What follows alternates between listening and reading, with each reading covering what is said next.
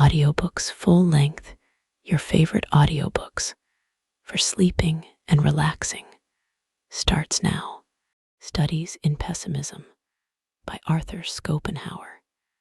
The Essays of Arthur Schopenhauer on the sufferings of the world. Unless suffering is the direct and immediate object of life, our existence must entirely fail of its aim.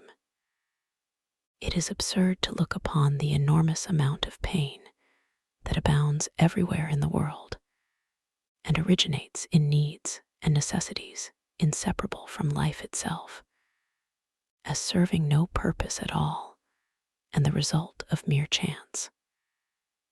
Each separate misfortune as it comes seems, no doubt, to be something exceptional, but misfortune in general is the rule.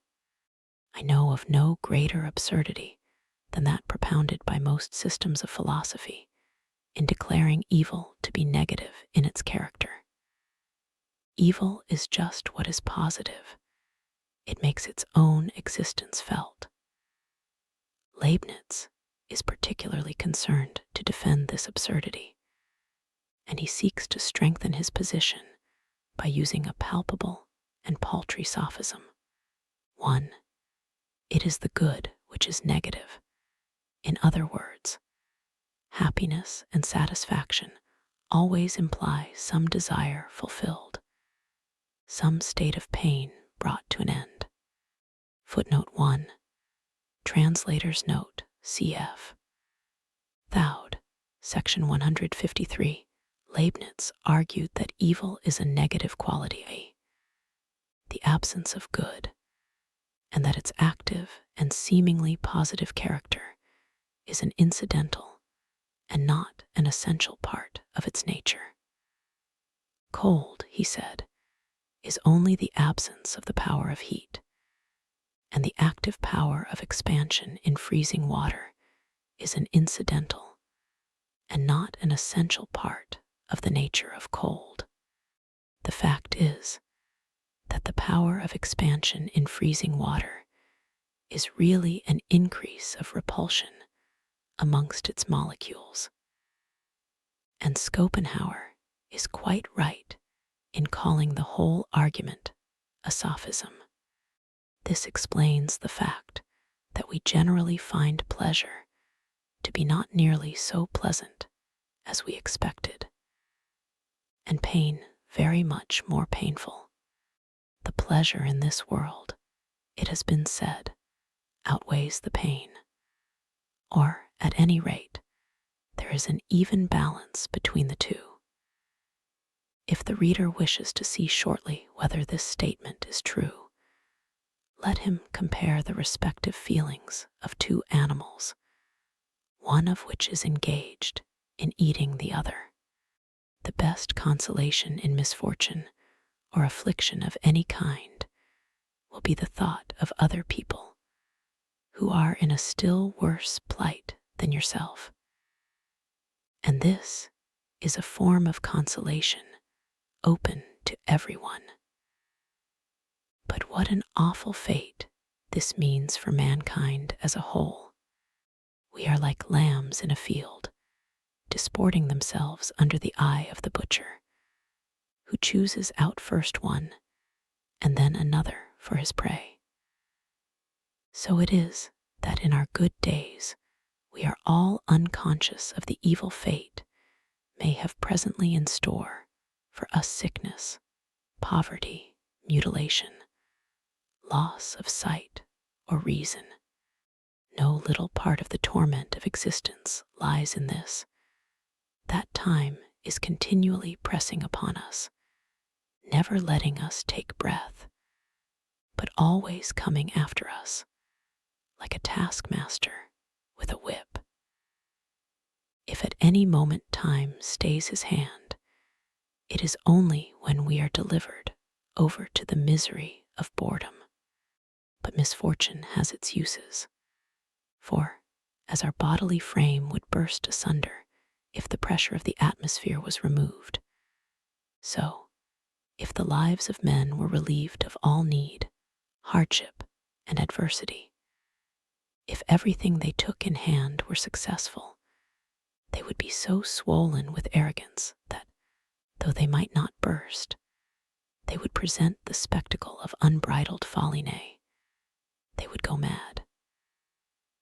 And I may say, further, that a certain amount of care or pain or trouble is necessary for every man at all times. A ship without ballast is unstable and will not go straight. Certain it is that work, worry, labor, and trouble form the lot of almost all men their whole life long. But if all wishes were fulfilled as soon as they arose, how would men occupy their lives? What would they do with their time? If the world were a paradise of luxury and ease, a land flowing with milk and honey, where every Jack obtained his Jill at once, and without any difficulty, men would either die of boredom or hang themselves, or there would be wars, massacres, and murders, so that in the end, mankind would inflict more suffering on itself than it is now to accept at the hands of nature. In early youth, as we contemplate our coming life, we are like children in a theater before the curtain is raised, sitting there in high spirits and eagerly waiting for the play to begin. It is a blessing that we do not know what is really going to happen. Could we foresee it, there are times when children might seem like innocent prisoners, condemned not to death, but to life, and as yet all unconscious of what their sentence means. Nevertheless, every man desires to reach old age, in other words, a state of life of which it may be said, "It is bad today, and it will be worse tomorrow," and so on till the worst of all. If you try to imagine, as nearly as you can, what an amount of misery, pain, and suffering of every kind the sun shines upon in its course, you will admit that it would be much better if, on the earth as little as on the moon, the sun were able to call forth the phenomena of life, and if, here as there, the surface were still in a crystalline state. Again, you may look upon life as an unprofitable episode, disturbing the blessed calm of non-existence. And, in any case, even though things have gone with you tolerably well, the longer you live, the more clearly you will feel that, on the whole, life is a disappointment, nay, a cheat. If two men who were friends in their youth meet again when they are old, after being separated for a lifetime, the chief feeling they will have at the sight of each other will be one of complete disappointment at life as a whole, because their thoughts will be carried back to that earlier time when life seemed so fair as it lay spread out before them in the rosy light of dawn, promised so much and then performed so little. This feeling will so completely predominate over every other that they will not even consider it necessary to give it words. But on either side, it will be silently assumed and form the groundwork of all they have to talk about. He who lives to see 2 or 3 generations is like a man who sits some time in the conjurer's booth at a fair and witnesses the performance twice or thrice in succession. The tricks were meant to be seen only once, and when they are no longer a novelty and cease to deceive, their effect is gone. While no man is much to be envied for his lot, there are countless numbers whose fate is to be deplored. Life is a task to be done, It is a fine thing to say defunctus est. It means that the man has done his task. If children were brought into the world by an act of pure reason alone, would the human race continue to exist?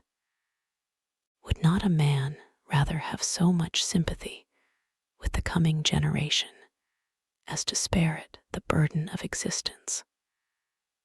Or at any rate, not take it upon himself to impose that burden upon it in cold blood? I shall be told, I suppose, that my philosophy is comfortless because I speak the truth, and people prefer to be assured that everything the Lord has made is good. Go to the priests, then, and leave philosophers in peace. At any rate, do not ask us to accommodate our doctrines to the lessons you have been taught. That is what those rascals of sham philosophers will do for you. Ask them for any doctrine you please, and you will get it. Your university professors are bound to preach optimism, and it is an easy and agreeable task to upset their theories. I have reminded the reader that every state of welfare, every feeling of satisfaction, is negative in its character. That is to say, it consists in freedom from pain, which is the positive element of existence. It follows, therefore, that the happiness of any given life is to be measured, not by its joys and pleasures, but by the extent to which it has been free from suffering from positive evil.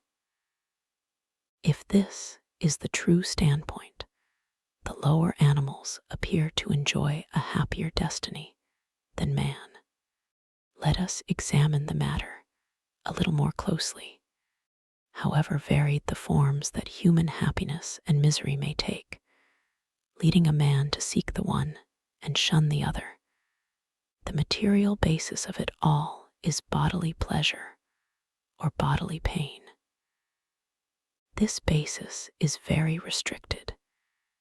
It is simply health, food, protection from wet and cold, the satisfaction of the sexual instinct, or else the absence of these things. Consequently, as far as real physical pleasure is concerned, the man is not better off than the brute, except in so far as the higher possibilities of his nervous system make him more sensitive to every kind of pleasure. But also, it must be remembered, to every kind of pain. But then, compared with the brute, how much stronger are the passions aroused in him? What an immeasurable difference there is in the depth and vehemence of his emotions. And yet, in the one case, as in the other, all to produce the same result in the end, namely, health, food, clothing, and so on. The chief source of all this passion is that thought for what is absent and future, which, with man, exercises such a powerful influence upon all he does. It is this that is the real origin of his cares, his hopes, his fears, emotions which affect him much more deeply than could ever be the case with those present joys and sufferings to which the brute is confined. In his powers of reflection, memory, and foresight, man possesses, as it were, a machine for condensing and storing up his pleasures and his sorrows. But the brute has nothing of the kind. Whenever it is in pain, it is as though it were suffering for the first time, even though the same thing should have previously happened to it times out of number. It has no power of summing up its feelings.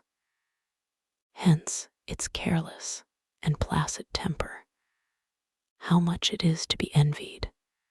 But in man, reflection comes in, with all the emotions to which it gives rise, and taking up the same elements of pleasure and pain which are common to him and the brute.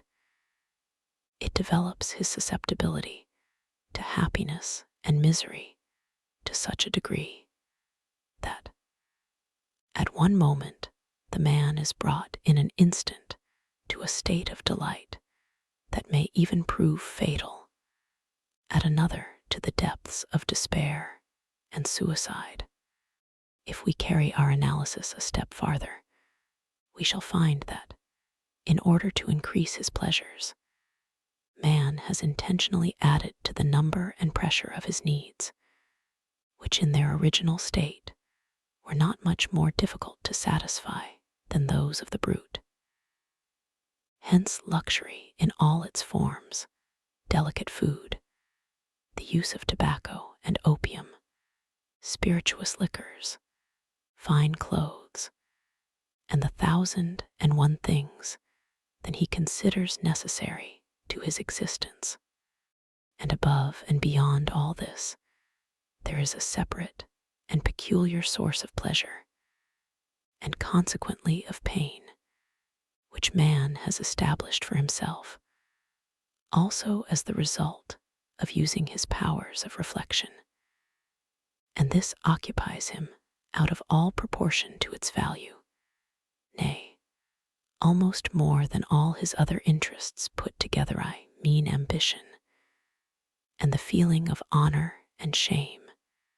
In plain words, what he thinks about the opinion other people have of him, taking 1,000 forms, often very strange ones.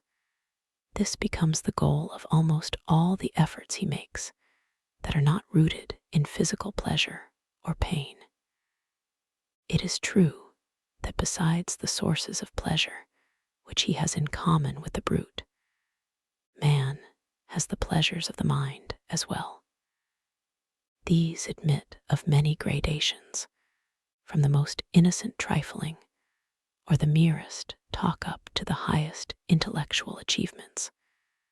But there is the accompanying boredom to be set against them on the side of suffering. Boredom is a form of suffering unknown to brutes, at any rate in their natural state. It is only the very cleverest of them who show faint traces of it when they are domesticated, whereas in the case of man, it has become a downright scourge. The crowd of miserable wretches whose one aim in life is to fill their purses, but never to put anything into their heads, offers a singular instance of this torment of boredom. Their wealth becomes a punishment by delivering them up to misery of having nothing to do, for to escape it, they will rush about in all directions, traveling here, there, and everywhere. No sooner do they arrive in a place than they are anxious to know what amusements it affords, just as though they were beggars asking where they could receive a dole. Of a truth, need and boredom are the two poles of human life. Finally, I may mention that as regards the sexual relation, a man is committed to a peculiar arrangement which drives him obstinately to choose one person. This feeling grows, now and then, into a more or less passionate love, one which is the source of little pleasure and much suffering. Footnote 1. I have treated this subject at length in a special chapter of the 2nd volume of my chief work. It is, however, a wonderful thing that the mere addition of thought should serve to raise such a vast and lofty structure of human happiness and misery, resting, too, on the same narrow basis of joy and sorrow as man holds in common with the brute, and exposing him to such violent emotions, to so many storms of passion, so much convulsion of feeling, that what he has suffered stands written, may be read in the lines on his face. And yet, when all is told, he has been struggling ultimately for the very same things as the brute has attained, and with an incomparably smaller expenditure of passion and pain. But all this contributes to increase the measures of suffering in human life out of all proportion to its pleasures. And the pains of life are made much worse for man by the fact that death is something very real to him. The brute flies from death instinctively without really knowing what it is, and therefore without ever contemplating it in the way natural to a man, who has this prospect always before his eyes, so that even if only a few brutes die a natural death, and most of them live only just long enough to transmit their species, and then, if not earlier, become the prey of some other animal, whilst man, on the other hand, manages to make so-called natural death the rule, to which, however, there are a good many exceptions. The advantage is on the side of the brute, for the reasons stated above. But the fact is that man attains the natural term of years just as seldom as the brute, because the unnatural way in which he lives and the strain of work and emotion lead to a degeneration of the race. And so his goal is not often reached. The brute is much more content with mere existence than man. The plant is wholly so, and man finds satisfaction in it just in proportion as he is dull and obtuse. Accordingly, the life of the brute carries less of sorrow with it, but also less of joy when compared with the life of man. And while this may be traced, on the one side, to freedom from the torment of care and anxiety, it is also due to the fact that hope, in any real sense, is unknown to the brute. It is thus deprived of any share in that which gives us the most and best of our joys and pleasures, the mental anticipation of a happy future, and the inspiriting play of fantasy, both of which we owe to our power of imagination. If the brute is free from care, it is also, in this sense, without hope in either case, because its consciousness is limited to the present moment, to what it can actually see before it. The brute is an embodiment of present impulses, and hence what elements of fear and hope exist in its nature, and they do not go very far arise, only in relation to objects that lie before it and within reach of those impulses. Whereas a man's range of vision embraces the whole of his life and extends far into the past and future. Following upon this, there is one respect in which brutes show real wisdom when compared with us, I mean their quiet, placid enjoyment of the present moment. The tranquility of mind which this seems to give them often puts us to shame for the many times we allow our thoughts and our cares to make us restless and discontented. And in fact, those pleasures of hope and anticipation which I have been mentioning are not to be had for nothing. The delight which a man has in hoping for and looking forward to some special satisfaction is a part of the real pleasure attaching to it, enjoyed in advance. This is afterwards deducted, for the more we look forward to anything, the less satisfaction we find in it when it comes. But the brute's enjoyment is not anticipated, and therefore suffers no deduction, so that the actual pleasure of the moment comes to it whole and unimpaired.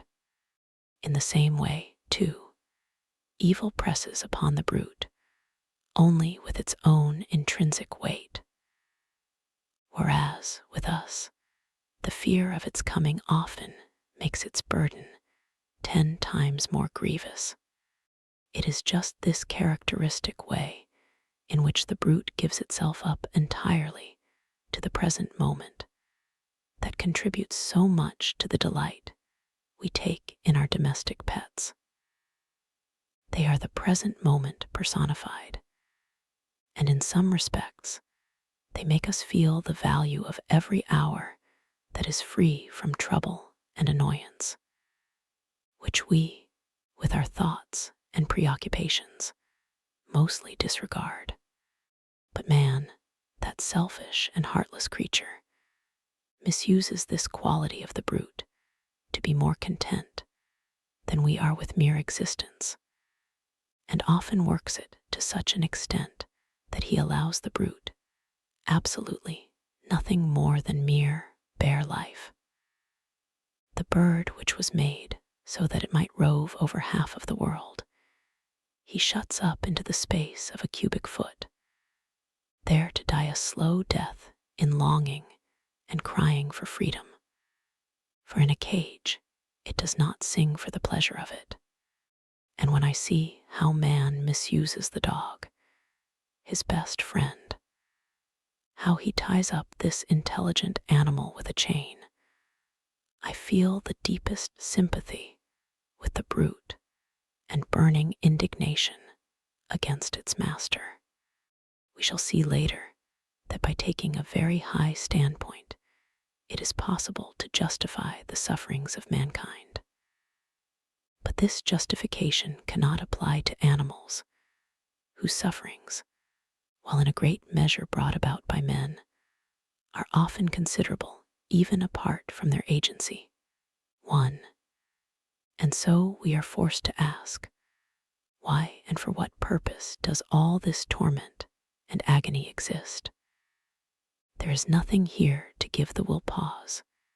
It is not free to deny itself, and so obtain redemption. There is only one consideration that may serve to explain the sufferings of animals.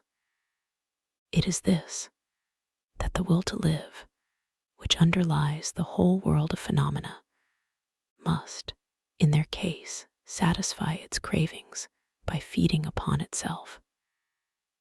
This it does by forming a gradation of phenomena, every one of which exists at the expense of another.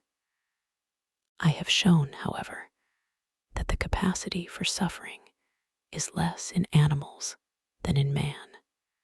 Any further explanation that may be given of their fate will be in the nature of hypothesis, if not actually mythical in its character. And I may leave the reader to speculate upon the matter for himself. Footnote 1. Cf. Welt als will und Vorstellung, Vol. Roman 2, p. 404. Brahma is said to have produced the world by a kind of fall or mistake, and in order to atone for his folly, he is bound to remain in it himself until he works out his redemption. As an account of the origin of things, that is admirable. According to the doctrines of Buddhism, the world came into being as the result of some inexplicable disturbance in the heavenly calm of nirvana, that blessed state obtained by expiation, which had endured so long a time the change taking place by a kind of fatality. This explanation must be understood as having at bottom some moral bearing, although it is illustrated by an exactly parallel theory in the domain of physical science, which places the origin of the sun in a primitive streak of mist, formed one knows not how. Subsequently, by a series of moral errors, the world became gradually worse and worse true of the physical orders, as well until it assumed the dismal aspect it wears today. Excellent. The Greeks looked upon the world and the gods as the work of an inscrutable necessity. A passable explanation. We may be content with it until we can get a better.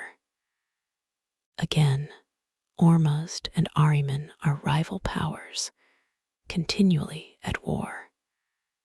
That is not bad, but that a god like Jehovah should have created this world of misery and woe out of pure caprice, and because he enjoyed doing it, and should then have clapped his hands in praise of his own work, and declared everything to be very good, that will not do at all in its explanation of the origin of the world.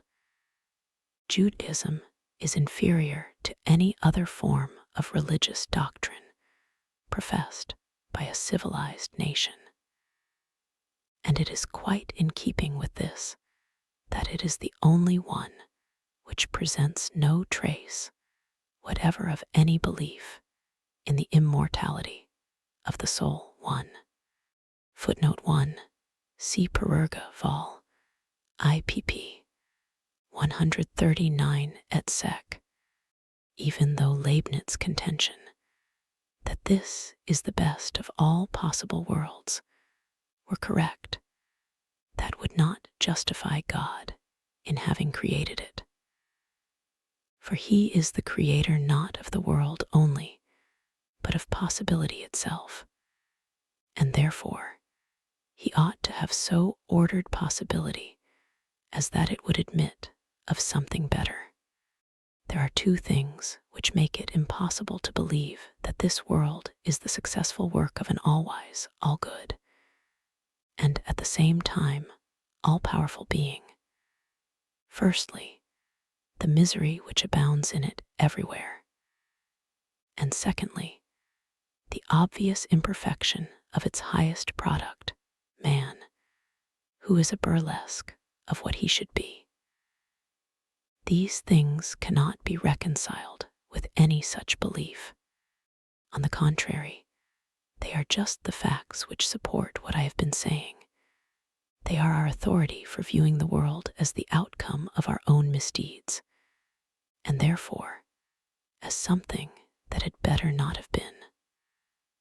Whilst, under the former hypothesis, they amount to a bitter accusation against the Creator and supply material for sarcasm. Under the latter, they form an indictment against our own nature, our own will, and teach us a lesson of humility.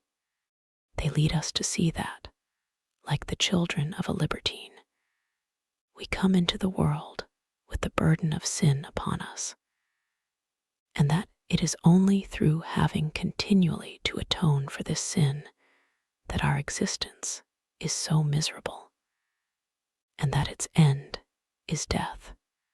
There is nothing more certain than the general truth that it is the grievous sin of the world which has produced the grievous suffering of the world.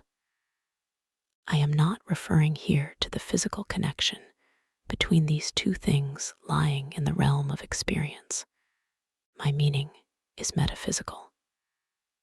Accordingly, the sole thing that reconciles me to the Old Testament is the story of the fall. In my eyes, it is the only metaphysical truth in that book, even though it appears in the form of an allegory. There seems to me no better explanation of our existence than that it is the result of some false step, some sin of which we are paying the penalty. I cannot refrain from recommending the thoughtful reader a popular, but at the same time profound treatise on this subject by Claudius I, which exhibits the essentially pessimistic spirit of Christianity. It is entitled Cursed is the ground for thy sake. Footnote 1. Translator's note.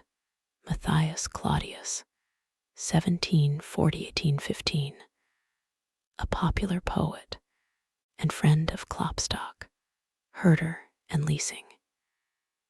He edited the Wandsbecker Boat, in the fourth part of which appeared the treatise mentioned above. He generally wrote under the pseudonym of his muse, and Schopenhauer often refers to him by this name. Between the ethics of the Greeks and the ethics of the Hindus, there is a glaring contrast. In the one case, with the exception, it must be confessed, of Plato, the object of ethics is to enable a man to lead a happy life. In the other, it is to free and redeem him from life altogether, as is directly stated in the very first words of the Sankhya Karika. Allied with this is the contrast between the Greek and the Christian idea of death. It is strikingly presented in a visible form on a fine antique sarcophagus in the Gallery of Florence, which exhibits in relief the whole series of ceremonies attending a wedding in ancient times, from the formal offer to the evening when Hymen's torch lights the happy couple home. Compare with that the Christian coffin, draped in mournful black and surmounted with a crucifix. How much significance there is in these two ways of finding comfort in death. They are opposed to each other, but each is right. The one points to the affirmation of the will to live, which remains sure of life for all time, however rapidly its forms may change. The other, in the symbol of suffering and death, points to the denial of the will to live, to redemption from this world, the domain of death and devil. And in the question between the affirmation and the denial of the will to live, Christianity is in the last resort right. The contrast which the New Testament presents when compared with the Old, according to the ecclesiastical view of the matter, is just that existing between my ethical system and the moral philosophy of Europe. The Old Testament represents man as under the dominion of law, in which, however, there is no redemption. The New Testament declares law to have failed, frees man from its dominion one, and in its stead preaches the kingdom of grace, to be won by faith, love of neighbor, and entire sacrifice of self. This is the path of redemption from the evil of the world. The spirit of the New Testament is undoubtedly asceticism, however your Protestants and rationalists may twist it to suit their purpose. Asceticism is the denial of the will to live, and the transition from the Old Testament to the New, from the dominion of law to that of faith, from justification by works to redemption through the mediator, from the domain of sin and death to eternal life in Christ, means, when taken in its real sense, the transition from the merely moral virtues to the denial of the will to live. My philosophy shows the metaphysical foundation of justice and the love of mankind, and points to the goal to which these virtues necessarily lead, if they are practiced in perfection. At the same time, it is candid in confessing that a man must turn his back upon the world, and that the denial of the will to live is the way of redemption. It is therefore really at one with the spirit of the New Testament, whilst all other systems are couched in the spirit of the old.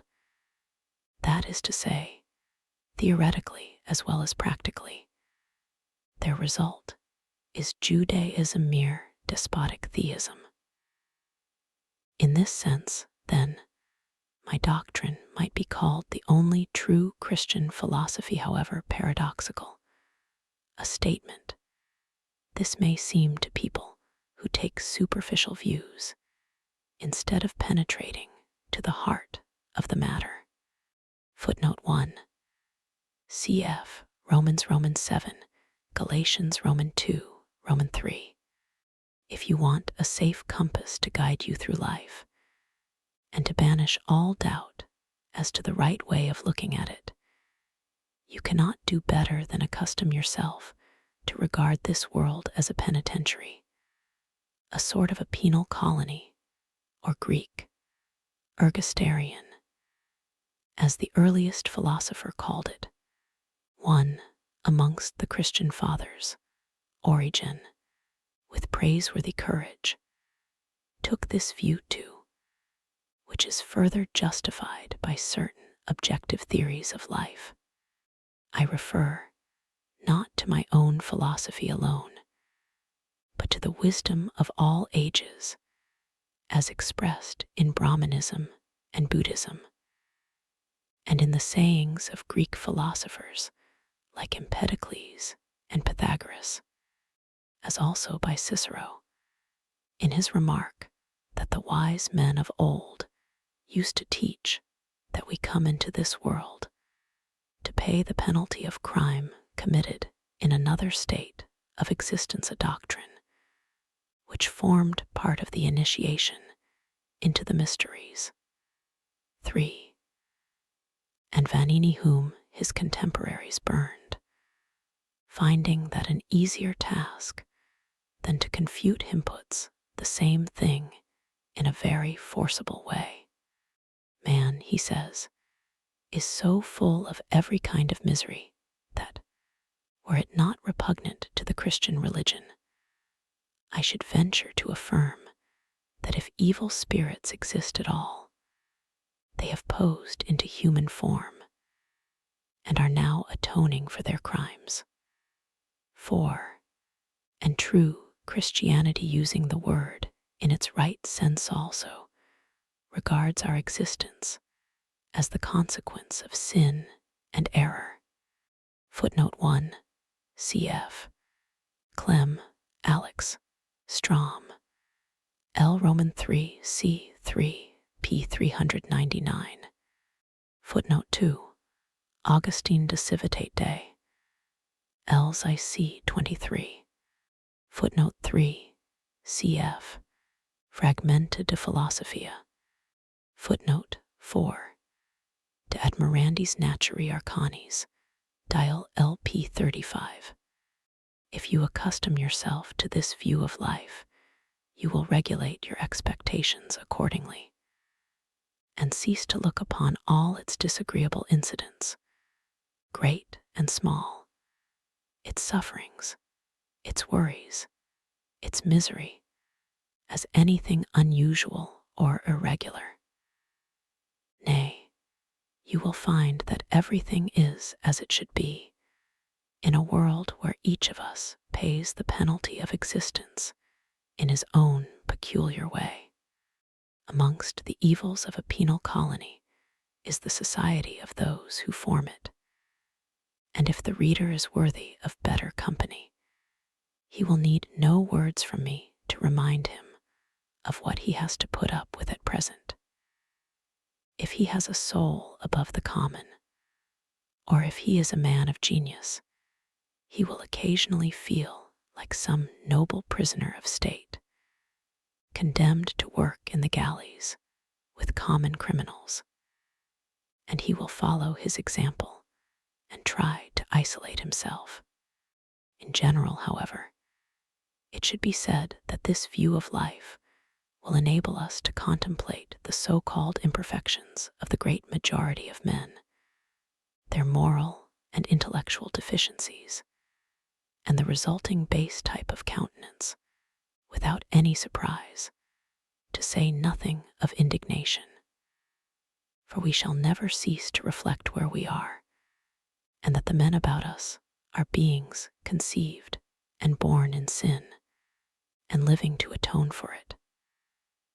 That is what Christianity means in speaking of the sinful nature of man. Pardons the word to all. 1. Whatever folly men commit, be their shortcomings or their vices what they may, let us exercise forbearance, remembering that when these faults appear in others, it is our follies and vices that we behold. They are the shortcomings of humanity, to which we belong, whose faults, one and all, we share, yes, even those very faults at which we now wax so indignant, merely because they have not yet appeared in ourselves. They are faults that do not lie on the surface, but they exist down there in the depths of our nature, and should anything call them forth, they will come and show themselves, just as we now see them in others. One man, it is true, may have faults that are absent in his fellow, and it is undeniable that the sum total of bad qualities is in some cases very large, for the difference of individuality between man and man passes all measure. Footnote 1, Cymbeline, Act 5, SC 5. In fact, the conviction that the world and man is something that had better not have been is of a kind to fill us with indulgence towards one another. Nay, from this point of view, we might well consider the proper form of address to be, not Monsieur, Sir, Mainherr, but my fellow sufferer, soci malorum, compagnon demisers. This may perhaps sound strange, but it is in keeping with the facts. It puts others in a right light, and it reminds us of that which is after all the most necessary thing in life, the tolerance, patience, regard, and love of neighbor, of which everyone stands in need, and which, therefore, every man owes to his fellow. The vanity of existence.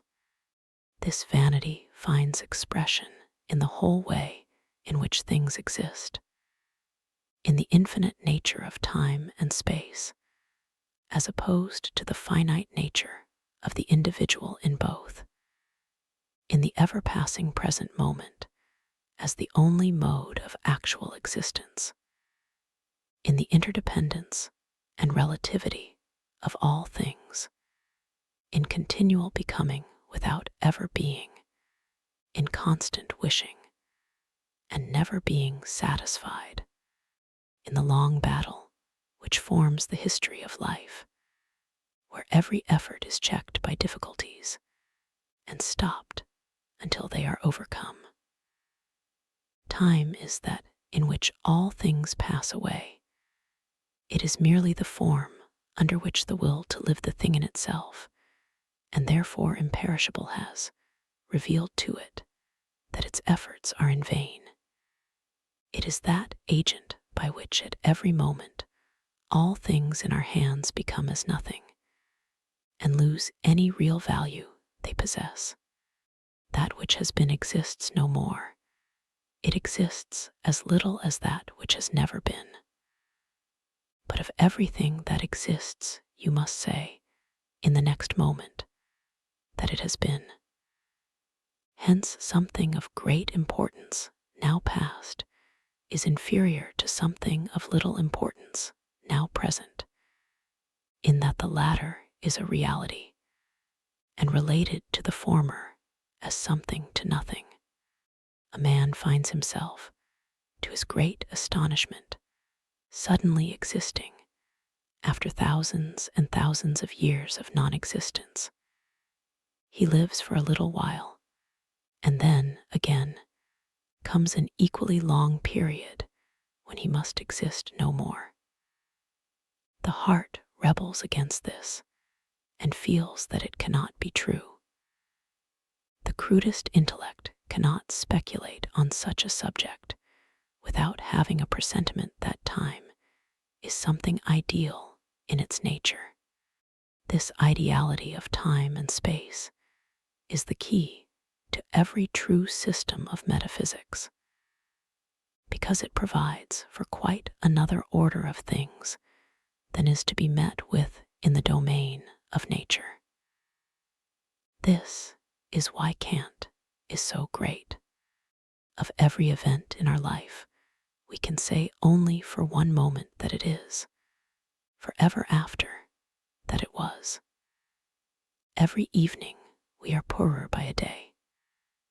It might, perhaps, make us mad to see how rapidly our short span of time ebbs away, if it were not that in the furthest depths of our being, we are secretly conscious of our share in the exhaustible spring of eternity, so that we can always hope to find life in it again. Consideration of the kind touched on above might, indeed, lead us to embrace the belief that the greatest wisdom is to make the enjoyment of the present the supreme object of life, because that is the only reality, all else being merely the play of thought. On the other hand, such a course might just as well be called the greatest folly, for that which in the next moment exists no more and vanishes utterly like a dream can never be worth a serious effort. The whole foundation on which our existence rests is the present, the ever-fleeting present. It lies, then, in the very nature of our existence to take the form of constant motion and to offer no possibility of our ever attaining the rest for which we are always striving. We are like a man running downhill who cannot keep on his legs unless he runs on, and will inevitably fall if he stops. Or, again, like a pole balanced on the tip of one's finger, or like a planet which would fall into its sun the moment it ceased to hurry forward on its way. Unrest is the mark of existence in a world where all is unstable and naught can endure, but is swept onwards at once in the hurrying whirlpool of change, where a man, if he is to keep erect at all, must always be advancing and moving, like an acrobat on a rope. In such a world, happiness is inconceivable. How can it dwell where, as Plato says, continual becoming and never being is the sole form of existence? In the first place, a man never is happy, but spends his whole life in striving after something which he thinks will make him so. He seldom attains his goal, and when he does, it is only to be disappointed. He is mostly shipwrecked in the end, and comes into harbor with masts and rigging gone. And then, it is all one whether he has been happy or miserable, for his life was never anything more than a present moment always vanishing. And now it is over. At the same time, it is a wonderful thing that, in the world of human beings as in that of animals in general, this manifold restless motion is produced and kept up by the agency of two simple impulses, hunger and the sexual instinct, aided a little, perhaps, by the influence of boredom, but by nothing else. And that, in the theater of life, these suffice to form the primum mobile of how complicated a machinery, setting in motion how strange and varied a scene. On looking a little closer, we find that inorganic matter presents a constant conflict between chemical forces, which eventually works dissolution. And on the other hand, that organic life is impossible without continual change of matter, and cannot exist if it does not receive perpetual help from without. This is the realm of finality, and its opposite would be an infinite existence, exposed to no attack from without, and needing nothing to support it. Greek, he hasados dien, the realm of eternal peace. Greek, auti giguomnen auti apolumenen, some timeless, changeless state, one and undiversified, the negative knowledge of which forms the dominant note of the Platonic philosophy. It is to some such state as this that the denial of the will to live opens up the way. The scenes of our life are like pictures done in rough mosaic. Looked at close, they produce no effect. There is nothing beautiful to be found in them unless you stand some distance off. So, to gain anything we have longed for is only to discover how vain and empty it is. And even though we are always living in expectation of better things, at the same time, we often repent and long to have the past back again. We look upon the present as something to be put up with while it lasts, and serving only as the way towards our goal. Hence, most people, if they glance back when they come to the end of life, will find that all along they have been living ad interim. They will be surprised to find that the very thing they disregarded and let slip by unenjoyed was just the life in the expectation of which they passed all their time. Of how many a man may it not be said that hope made a fool of him until he danced into the arms of death. Then again, how insatiable a creature is man.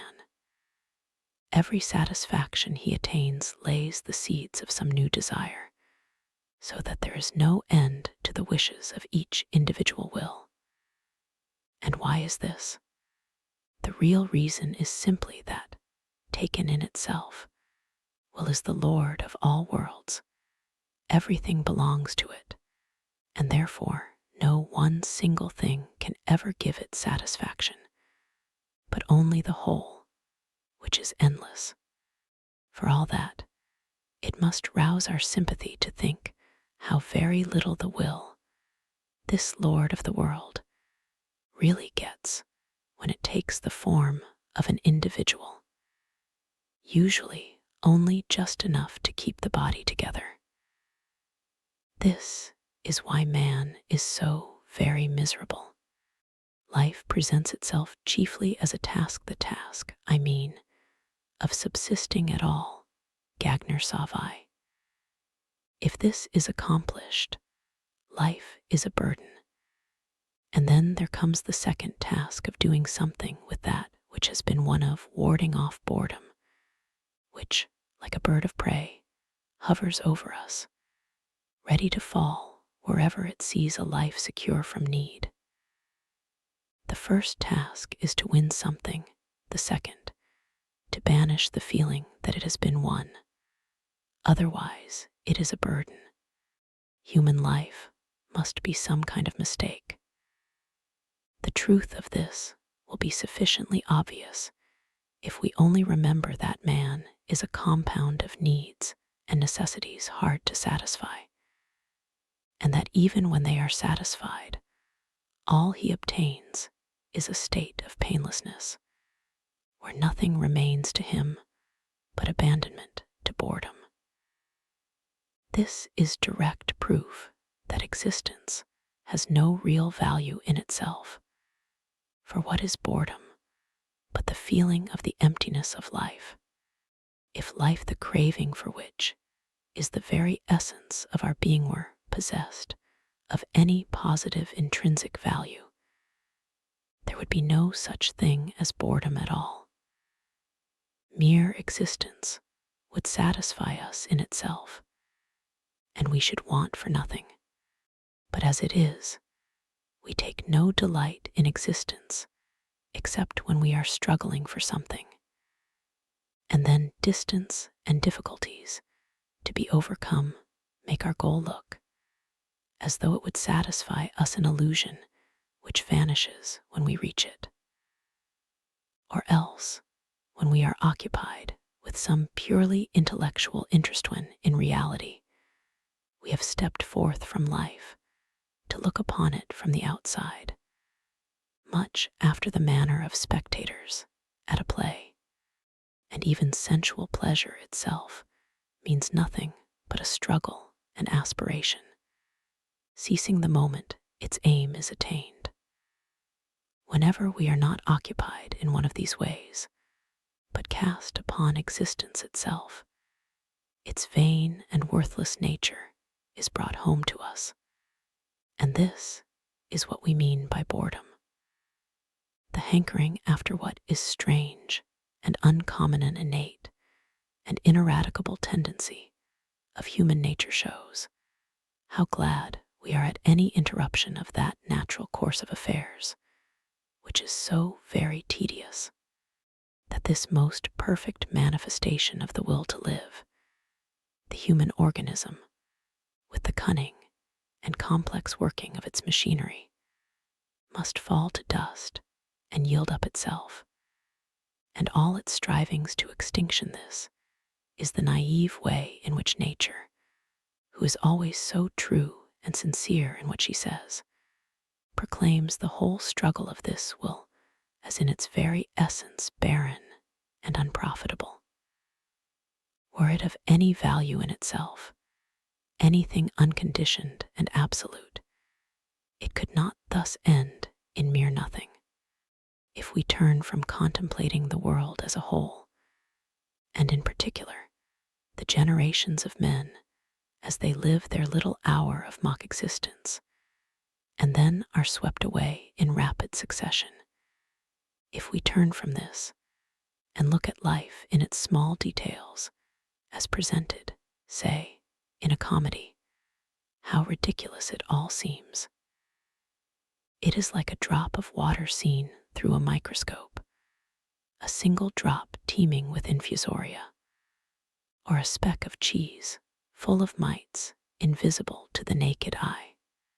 How we laugh as they bustle about so eagerly and struggle with one another in so tiny a space. And whether here or in the little span of human life, this terrible activity produces a comic effect. It is only in the microscope that our life looks so big. It is an indivisible point, drawn out and magnified by the powerful lenses of time and space. On suicide, as far as I know, none but the votaries of monotheistic, that is to say, Jewish religions, look upon suicide as a crime. This is all the more striking, inasmuch as neither in the Old nor in the New Testament is there to be found any prohibition or positive disapproval of it, so that religious teachers are forced to base their condemnation of suicide on philosophical grounds of their own invention. These are so very bad that writers of this kind endeavor to make up for the weakness of their arguments by the strong terms in which they express their abhorrence of the practice. In other words, they declaim against it. They tell us that suicide is the greatest piece of cowardice, that only a madman could be guilty of it, and other insipidities of the same kind. Or else they make the nonsensical remark that suicide is wrong, when it is quite obvious that there is nothing in the world to which every man has a more unassailable title than to his own life and person. Suicide, as I have said, is actually accounted a crime, and a crime which, especially under the vulgar bigotry that prevails in England, is followed by an ignominious burial and the seizure of the man's property. And for that reason, in a case of suicide, the jury almost always brings in a verdict of insanity. Now, let the reader's own moral feelings decide as to whether or not suicide is a criminal act. Think of the impression that would be made upon you by the news that someone you know had committed the crime, say, of murder or theft, or been guilty of some act of cruelty or deception. And compare it with your feelings when you hear that he has met a voluntary death. While in the one case, a lively sense of indignation and extreme resentment will be aroused, and you will call loudly for punishment or revenge. In the other, you will be moved to grief and sympathy, and mingled with your thoughts will be admiration for his courage, rather than the moral disapproval which follows upon a wicked action. Who has not had acquaintances, friends, relations, who of their own free will have left this world, and are these to be thought of with horror as criminals? Most emphatically, no. I am rather of opinion that the clergy should be challenged to explain what right they have to go into the pulpit, or take up their pens, and stamp as a crime an action which many men whom we hold in affection and honor have committed, and to refuse an honorable burial to those who relinquish this world voluntarily. They have no biblical authority to boast of as justifying their condemnation of suicide, nay, not even any philosophical arguments that will hold water. And it must be understood that it is arguments we want, and that we will not be put off with mere phrases or words of abuse. If the criminal law forbids suicide, that is not an argument valid in the church. And besides, the prohibition is ridiculous, for what penalty can frighten a man who is not afraid of death itself? If the law punishes people for trying to commit suicide, it is punishing the want of skill that makes the attempt a failure. The ancients, moreover, were very far from regarding the matter in that light. Pliny says, "Life is not so desirable a thing as to be protracted at any cost. Whoever you are sure to die, even though your life has been full of abomination and crime. The chief of all remedies for a troubled mind is the feeling that among the blessings which nature gives to man, there is none greater than an opportune death. And the best of it is that everyone can avail himself of it. One and elsewhere, the same writer declares, not even to God are all things possible, for he could not compass his own death if he willed to die. And yet, in all the miseries of our earthly life, this is the best of his gifts to man. Nay, in Massilia and on the Isle of Scios, the man who could give valid reasons for relinquishing his life was handed the cup of hemlock by the magistrate, and that, too, in public 3. And in ancient times, how many heroes and wise men died a voluntary death? Aristotle, for it is true, declared suicide to be an offense against the state, although not against the person. But in Stobaeus' exposition of the peripatetic philosophy, there is the following remark: the good man should flee life when his misfortunes become too great, the bad man also when he is too prosperous. And similarly, So he will marry and beget children and take part in the affairs of the state, and generally practice virtue and continue to live. And then, again, if need be, and at any time necessity compels him, he will depart to his place of refuge in the tomb. 5. And we find that the Stoics actually praised suicide as a noble and heroic action, as hundreds of passages show. Above all, in the works of Seneca, who expresses the strongest approval of it. As is well known, the Hindus look upon suicide as a religious act, especially when it takes the form of self-immolation by widows, but also when it consists in casting oneself under the wheels of the chariot of the god at Juggernaut, or being eaten by crocodiles in the Ganges, or being drowned in the holy tanks in the temples, and so on. The same thing occurs on the stage, that mirror of life. For example, in L'Orphelin de la Chine 6, a celebrated Chinese play, almost all the noble characters end by suicide, without the slightest hint anywhere, or any impression being produced on the spectator that they are committing a crime. And in our own theater, it is much the same Palmyra. For instance, in Mahomet, or Mortimer in Maria Stuart, Othello, Countess Tersky. 7 is Hamlet's monologue, the meditation of a criminal. He merely declares that if we had any certainty of being annihilated by it, death would be infinitely preferable to the world as it is. But there lies the rub. Footnote 1. Hist. Nat. Lib. Roman 28. 1. Footnote 2. Locke. Sit. Lib. Roman 2. C7. Footnote 3. 3 Valerius Maximus Hist. Lib. Roman 2. C6. Section 7 et 8. Heraclides Ponticus. Fragmenta de Rebus Publicis. Roman 9. Alieni Variae Historiae. Roman 3. 37.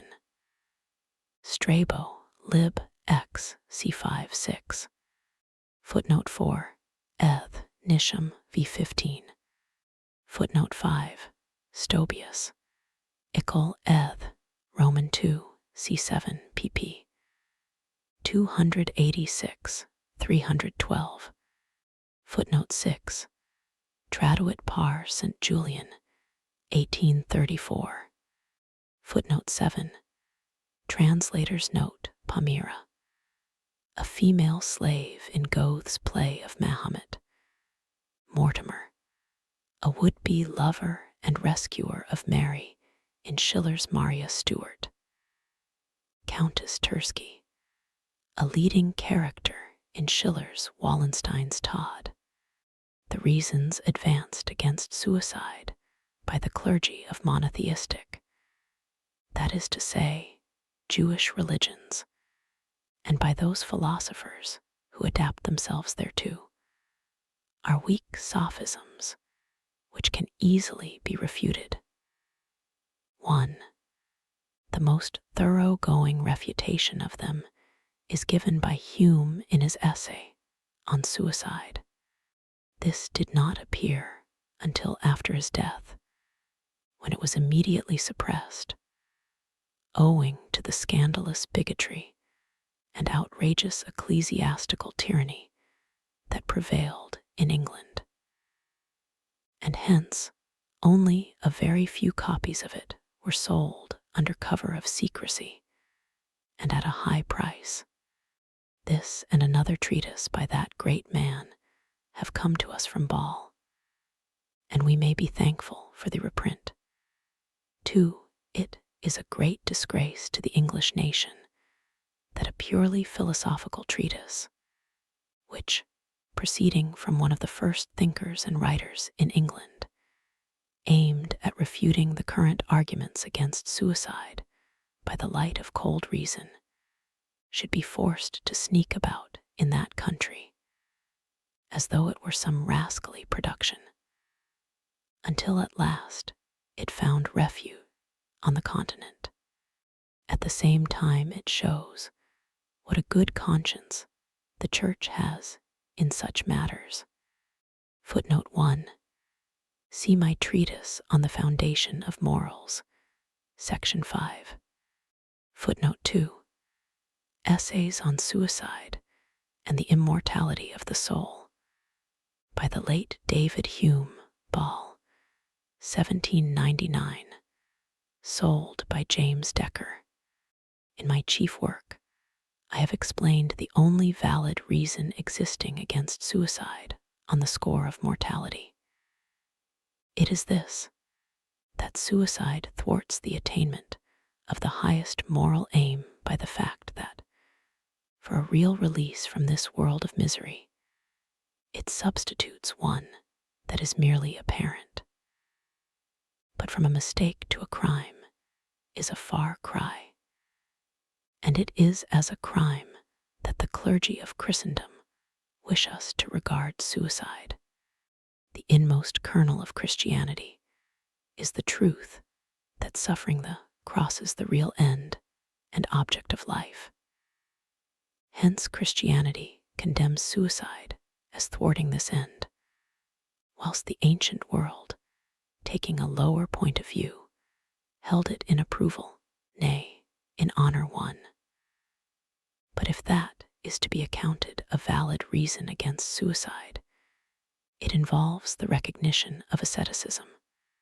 That is to say, it is valid only from a much higher ethical standpoint than has ever been adopted by moral philosophers in Europe. If we abandon that high standpoint, there is no tenable reason left, on the score of morality, for condemning suicide. The extraordinary energy and zeal with which the clergy of monotheistic religions attack suicide is not supported either by any passages in the Bible or by any considerations of weight, so that it looks as though they must have some secret reason for their contention. May it not be this, that the voluntary surrender of life is a bad compliment for him who said that all things were very good. If this is so, it offers another instance of the crass optimism of these religions denouncing suicide to escape being denounced by it. Footnote 1. Translator's note. Schopenhauer refers to Die Welt als Will und Vorstellung, Vol. I, section 69, where the reader may find the same argument stated at somewhat greater length. According to Schopenhauer, moral freedom, the highest ethical aim, is to be obtained only by a denial of the will to live. Far from being a denial, suicide is an emphatic assertion of this will, for it is in fleeing from the pleasures, not from the sufferings of life, that this denial consists. When a man destroys his existence as an individual, he is not by any means destroying his will to live. On the contrary, he would like to live if he could do so with satisfaction to himself, if he could assert his will against the power of circumstance. But circumstance is too strong for him. It will generally be found that, as soon as the terrors of life reach the point at which they outweigh the terrors of death, a man will put an end to his life. But the terrors of death offer considerable resistance. They stand like a sentinel at the gate leading out of this world. Perhaps there is no man alive who would not have already put an end to his life, if this end had been of a purely negative character, a sudden stoppage of existence. There is something positive about it, It is the destruction of the body, and a man shrinks from that because his body is the manifestation of the will to live. However, the struggle with that sentinel is, as a rule, not so hard as it may seem from a long way off, mainly in consequence of the antagonism between the ills of the body and the ills of the mind. If we are in great bodily pain, or the pain lasts a long time, we become indifferent to other troubles. All we think about is to get well. In the same way, great mental suffering makes us insensible to bodily pain. We despise it, nay, if it should outweigh the other, it distracts our thoughts, and we welcome it as a pause in mental suffering. It is this feeling that makes suicide easy, for the bodily pain that accompanies it loses all significance in the eyes of one who is tortured by an excess of mental suffering. This is especially evident in the case of those who are driven to suicide by some purely morbid and exaggerated ill humor. No special effort to overcome their feelings is necessary, nor do such people require to be worked up in order to take the step. But as soon as the keeper into whose charge they are given leaves them for a couple of minutes, they quickly bring their life to an end. When in some dreadful and ghastly dream we reach the moment of greatest horror, it awakes us, thereby banishing all the hideous shapes that were born of the night. And life is a dream. When the moment of greatest horror compels us to break it off, the same thing happens. Suicide may also be regarded as an experiment, a question which man puts to nature, trying to force her to an answer. The question is this: what change will death produce in a man's existence and in his insight into the nature of things? It is a clumsy experiment to make, for it involves the destruction of the very consciousness which puts the question and awaits the answer. Immortality 1. A dialogue. Footnote 1. Translators note the word immortality unsterblichkeit does not occur in the original, nor would it, in its usual application, find a place in Schopenhauer's vocabulary. The word he uses is unsterblichkeit, indestructibility, but I have preferred immortality because that word is commonly associated with the subject touched upon in this little debate. If any critic doubts the wisdom of this preference, let me ask him to try his hand at a short, concise, and at the same time popularly intelligible rendering of the German original, which runs thus: Zur Lehre von der Unsterblichkeit unseres Waren Wessens durch den Tod. Mein dialogische Schlussbelustigung. Thrasymachos Philalids. Thrasymachos. Tell me now, in one word, what shall I be after my death? And mind you be clear and precise. Philalids, all and nothing. Thrasymachos, I thought so. I gave you a problem, and you solve it by a contradiction. That's a very stale trick. Philalids. Yes, but you raise transcendental questions, and you expect me to answer them in language that is only made for immanent knowledge. It's no wonder that a contradiction ensues. Thrasymachos. What do you mean by transcendental questions and immanent knowledge? I've heard these expressions before, of course. They are not new to me. The professor was fond of using them, but but only as predicates of the deity, and he never talked of anything else, which was all quite right and proper. He argued thus: if the deity was in the world itself, he was immanent; if he was somewhere outside it, he was transcendent. Nothing could be clearer and more obvious. You knew where you were. But this Kantian rigmarole won't do any more. It's antiquated and no longer applicable to modern ideas.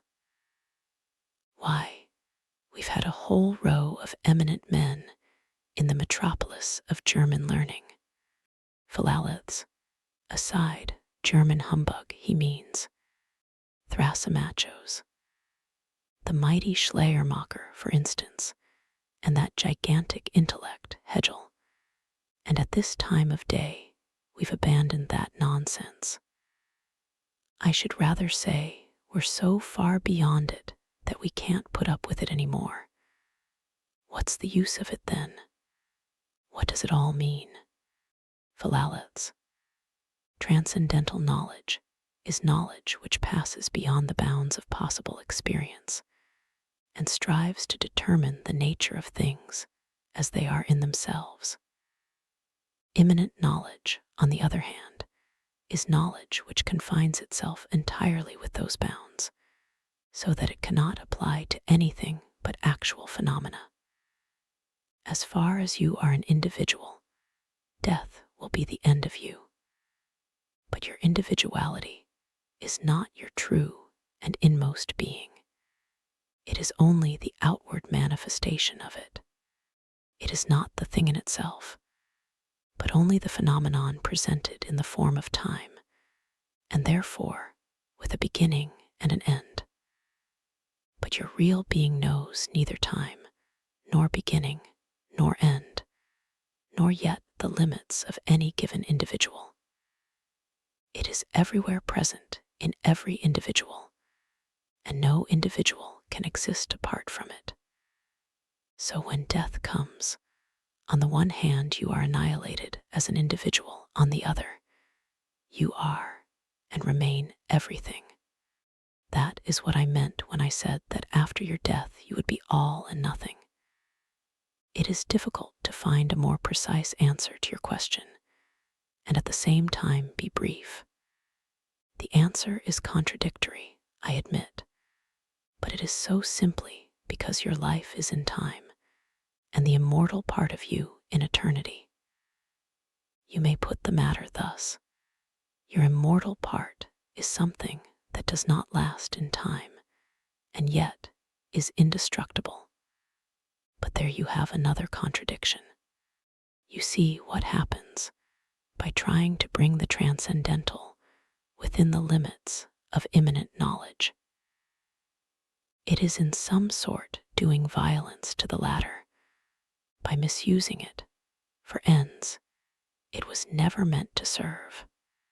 Thrasymachos, look here, I shan't give tuppence for your immortality unless I'm to remain an individual.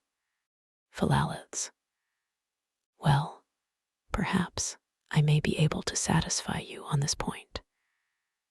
Suppose I guarantee that after death you shall remain an individual, but only on condition that you first spend 3 months of complete unconsciousness. Thrasymachos, I shall have no objection to that. Philalethes, but remember, if people are completely unconscious, they take no account of time.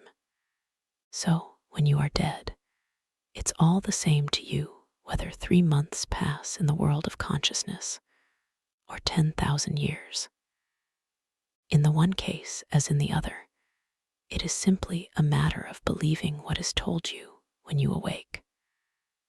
So far, then, you can afford to be indifferent whether it is 3 months or 10,000 years that pass before you recover your individuality. Thrasymachos, yes, if it comes to that, I suppose you're right.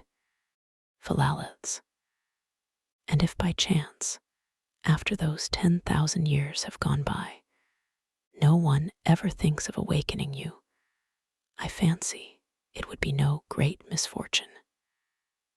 You would have become quite accustomed to non-existence after so long a spell of it following upon such a very few years of life.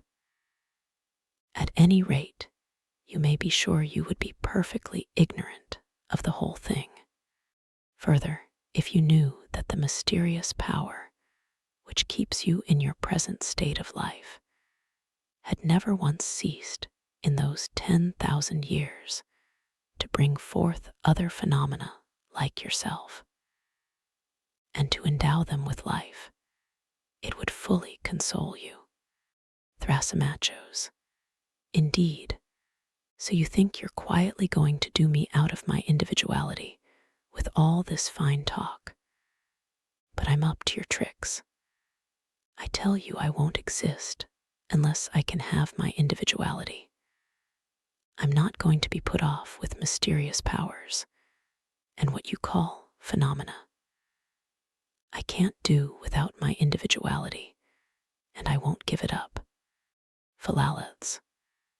You mean, I suppose, that your individuality is such a delightful thing, so splendid, so perfect, and beyond compare that you can't imagine anything better. Aren't you ready to exchange your present state for one which, if we can judge by what is told us, may possibly be superior and more endurable? Thrasymachos. Don't you see that my individuality, be it what it may, is my very self? To me, it is the most important thing in the world. For God is God, and I am I. I want to exist. I. That's the main thing. I don't care about an existence which has to be proved to be mine before I can believe it. Philalaths. Think what you're doing. When you say I want to exist, it is not you alone that says this. Everything says it. Absolutely everything that has the faintest trace of consciousness. It follows, then, that this desire of yours is just the part of you that is not individual, the part that is common to all things without distinction. It is the cry, not of the individual, but of existence itself. It is the intrinsic element in everything that exists. Nay, it is the cause of anything existing at all. This desire craves for, and so is satisfied with, nothing less than existence in general, not any definite individual existence. No, that is not its aim. It seems to be so only because this desire, this will, attains consciousness only in the individual, and therefore looks as though it were concerned with nothing but the individual. There lies the illusion in illusion. It is true, in which the individual is held fast. But if he reflects, he can break the fetters and set himself free. It is only indirectly, I say, that the individual has this violent craving for existence. It is the will to live which is the real and direct aspirant alike and identical in all things. Since then, existence is the free work, nay, the mere reflection of the will. Where existence is, there too must be will. And for the moment, the will finds its satisfaction in existence itself. So far, I mean, as that which never rests, but presses forward eternally, can ever find any satisfaction at all. The will is careless of the individual. The individual is not its business, although, as I have said, this seems to be the case, because the individual has no direct consciousness of will except in himself. The effect of this is to make the individual careful to maintain his own existence. And if this were not so, there would be no surety for the preservation of the species. From all this, it is clear that individuality is not a form of perfection, but rather of limitation. And so to be freed from it is not loss, but gain. Trouble yourself no more about the matter. Once thoroughly recognize what you are, what your existence really is, namely, the universal will to live, and the whole question will seem to you childish and most ridiculous. Thrasymachos, you're childish yourself and most ridiculous, like all philosophers. And if a man of my age lets himself in for a quarter of an hour's talk with such fools, it is only because it amuses me and passes the time. I've more important business to attend to, so goodbye. Further psychological observations. There is an unconscious propriety in the way in which, in all European languages, the word person is commonly used to denote a human being. The real meaning of persona is a mask, such as actors were accustomed to wear on the ancient stage. And it is quite true that no one shows himself as he is, but wears his mask and plays his part. Indeed, the whole of our social arrangements may be likened to a perpetual comedy. And this is why a man who is worth anything finds society so insipid, while a blockhead is quite at home in it. Reason deserves to be called a prophet, for in showing us the consequence and effect of our actions in the present, does it not tell us what the future will be? This is precisely why reason is such an excellent power of restraint in moments when we are possessed by some base passion, some fit of anger, some covetous desire that will lead us to do things whereof we must presently repent. Hatred comes from the heart, contempt from the head, and neither feeling is quite within our control. For we cannot alter our heart. Its basis is determined by motives, and our head deals with objective facts and applies to them rules which are immutable. Any given individual is the union of a particular heart with a particular head. Hatred and contempt are diametrically opposed and mutually exclusive. There are even not a few cases where hatred of a person is rooted in nothing but forced esteem for his qualities. And besides, if a man sets out to hate all the miserable creatures he meets, he will not have much energy left for anything else, whereas he can despise them, one and all, with the greatest ease. True, genuine contempt is just the reverse of true, genuine pride. It keeps quite quiet and gives no sign of its existence. For if a man shows that he despises you, he signifies at least this much regard for you, that he wants to let you know how little he appreciates you, and his wish is dictated by hatred, which cannot exist with real contempt. On the contrary, if it is genuine, it is simply the conviction that the object of it is a man of no value at all. Contempt is not incompatible with indulgent and kindly treatment, and for the sake of one's own peace and safety, this should not be omitted. It will prevent irritation, and there is no one who cannot do harm if he is roused to it.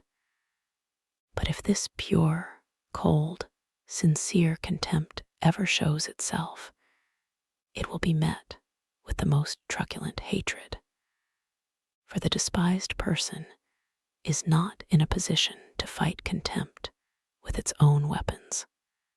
Melancholy is a very different thing from bad humor, and of the two, it is not nearly so far removed from a gay and happy temperament. Melancholy attracts, while bad humor repels. Hypochondria is a species of torment which not only makes us unreasonably cross with the things of the present, not only fills us with groundless anxiety on the score of future misfortunes, entirely of our own manufacture, but also leads to unmerited self-reproach for what we have done in the past. Hypochondria shows itself in a perpetual hunting after things that vex and annoy, and then brooding over them. The cause of it is an inward morbid discontent, often coexisting with a naturally restless temperament. In their extreme form, this discontent and this unrest lead to suicide. Any incident, however trivial, that rouses disagreeable emotion leaves an after effect in our mind, which for the time it lasts, prevents our taking a clear, objective view of the things about us and tinges all our thoughts. Just as a small object held close to the eye limits and distorts our field of vision. What makes people hard-hearted is this, that each man has, or fancies he has, as much as he can bear in his own troubles. Hence, if a man suddenly finds himself in an unusually happy position, it will in most cases result in his being sympathetic and kind. But if he has never been in any other than a happy position, or this becomes his permanent state, the effect of it is often just the contrary. It so far removes him from suffering that he is incapable of feeling any more sympathy with it. So it is that the poor often show themselves more ready to help than the rich. At times it seems as though we both wanted and did not want the same thing, and felt at once glad and sorry about it. For instance, if on some fixed date we are going to be put to a decisive test about anything in which it would be a great advantage to us to come off victorious, we shall be anxious for it to take place at once. And at the same time, we shall tremble at the thought of its approach. And if, in the meantime, we hear that, for once in a way, the date has been postponed, we shall experience a feeling both of pleasure and of annoyance, for the news is disappointing. But nevertheless, it affords us momentary relief. It is just the same thing if we are expecting some important letter carrying a definite decision, and it fails to arrive.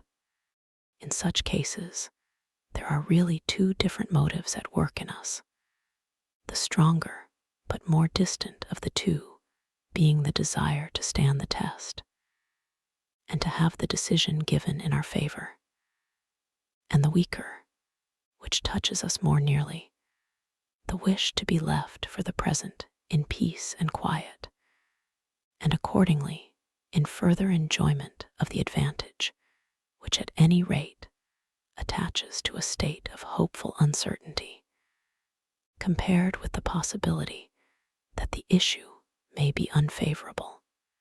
In my head, there is a permanent opposition party, and whenever I take any step or come to any decision, though I may have given the matter mature consideration, it afterwards attacks what I have done without, however, being each time necessarily in the right.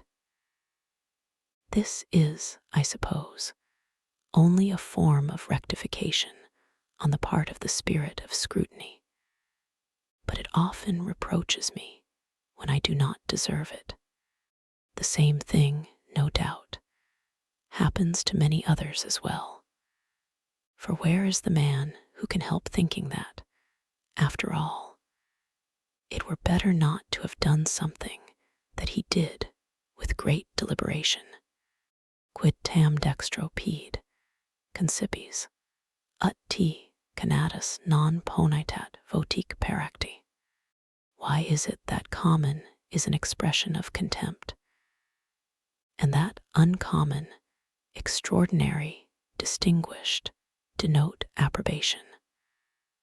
Why is everything that is common contemptible? Common in its original meaning denotes that which is peculiar to all men, i.e., shared equally by the whole species, and therefore an inherent part of its nature. Accordingly, if an individual possesses no qualities beyond those which attach to mankind in general, he is a common man. Ordinary is a much milder word and refers rather to intellectual character, whereas common has more of a moral application.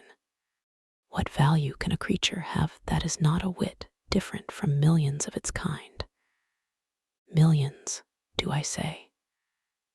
Nay, an infiniture of creatures which, century after century, in never-ending flow, nature sends bubbling up from her inexhaustible springs, as generous with them as the smith with the useless sparks that fly around his anvil. It is obviously quite right that a creature which has no qualities except those of the species should have to confine its claim to an existence entirely within the limits of the species, and live a life conditioned by those limits.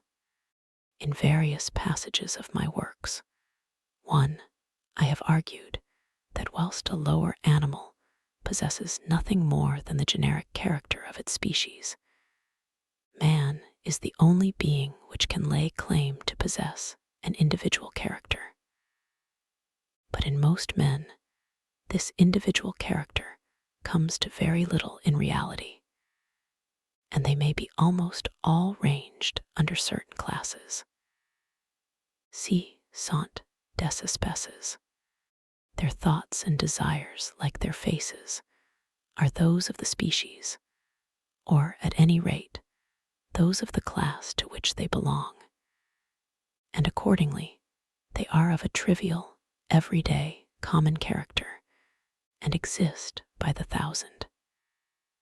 You can usually tell beforehand what they are likely to do and say. They have no special stamp or mark to distinguish them. They are like manufactured goods, all of a piece. Footnote 1. Grundproblem der Ethik, p. 48, Welt als will und Vorstellung, vol. IP 338.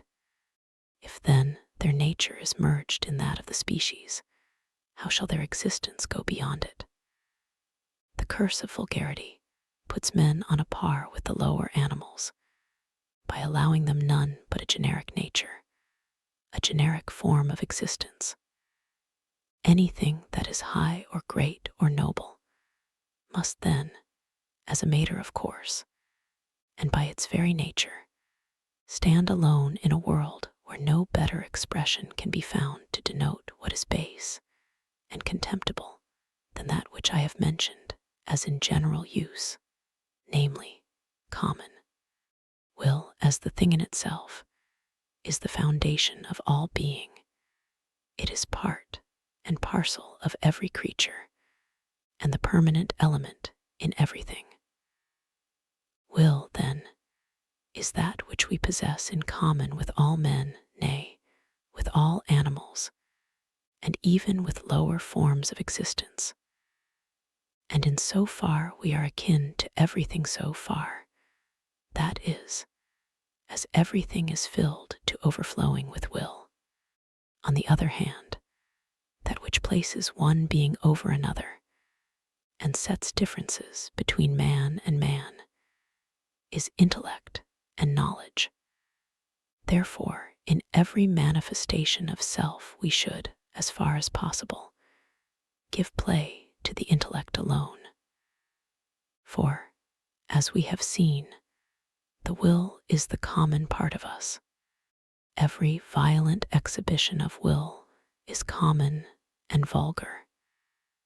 In other words, it reduces us to the level of the species and makes us a mere type, an example of it, in that it is just the character of the species that we are showing.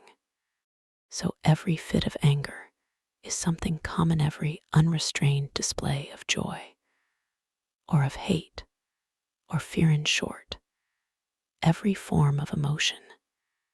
In other words, every movement of the will, if it's so strong as decidedly to outweigh the intellectual element in consciousness, and to make the man appear as a being that wills rather than knows. In giving way to emotion of this violent kind, the greatest genius puts himself on a level with the commonest son of earth. Contrarily, if a man desires to be absolutely uncommon, in other words, great, he should never allow his consciousness to be taken possession of and dominated by the movement of his will, however much he may be solicited thereto. For example, he must be able to observe that other people are badly disposed towards him, without feeling any hatred towards them himself. Nay, there is no surer sign of a great mind than that it refuses to notice annoying and insulting expressions, but straightway ascribes them, as it ascribes countless other mistakes, to the defective knowledge of the speaker, and so merely observes without feeling them. This is the meaning of that remark of Gratian, that nothing is more unworthy of a man than to let it be seen that he is one el mayor, distoro de un hombre, is dar mustras, de que is hombre. And even in the drama, which is the peculiar province of the passions and emotions, it is easy for them to appear common and vulgar. And this is specially observable in the works of the French tragic writers, who set no other aim before themselves but the delineation of the passions, and by indulging at one moment in a vaporous kind of pathos, which makes them ridiculous, at another in epigrammatic witticisms, endeavor to conceal the vulgarity of their subject. I remember seeing the celebrated Mademoiselle Rachel as Maria Stuart, and when she burst out in fury against Elizabeth, though she did it very well, I could not help thinking of a washerwoman. She played the final parting in such a way as to deprive it of all true tragic feeling, of which, indeed, the French have no notion at all. The same part was incomparably better played by the Italian Ristori, and, in fact, the Italian nature, though in many respects very different from the German, shares its appreciation for what is deep, serious, and true in art. Herein opposed to the French, which everywhere betrays that it possesses none of this feeling whatever. The noble, in other words, the uncommon, element in the dramine, what is sublime in it is not reached until the intellect is set to work, as opposed to the will, until it takes a free flight over all those passionate movements of the will and makes them subject of its contemplation. Shakespeare, in particular, shows that this is his general method, more especially in Hamlet, and only when intellect rises to the point where the vanity of all effort is manifest, and the will proceeds to an act of self-annulment, is the drama tragic in the true sense of the word. It is then that it reaches its highest aim in becoming really sublime.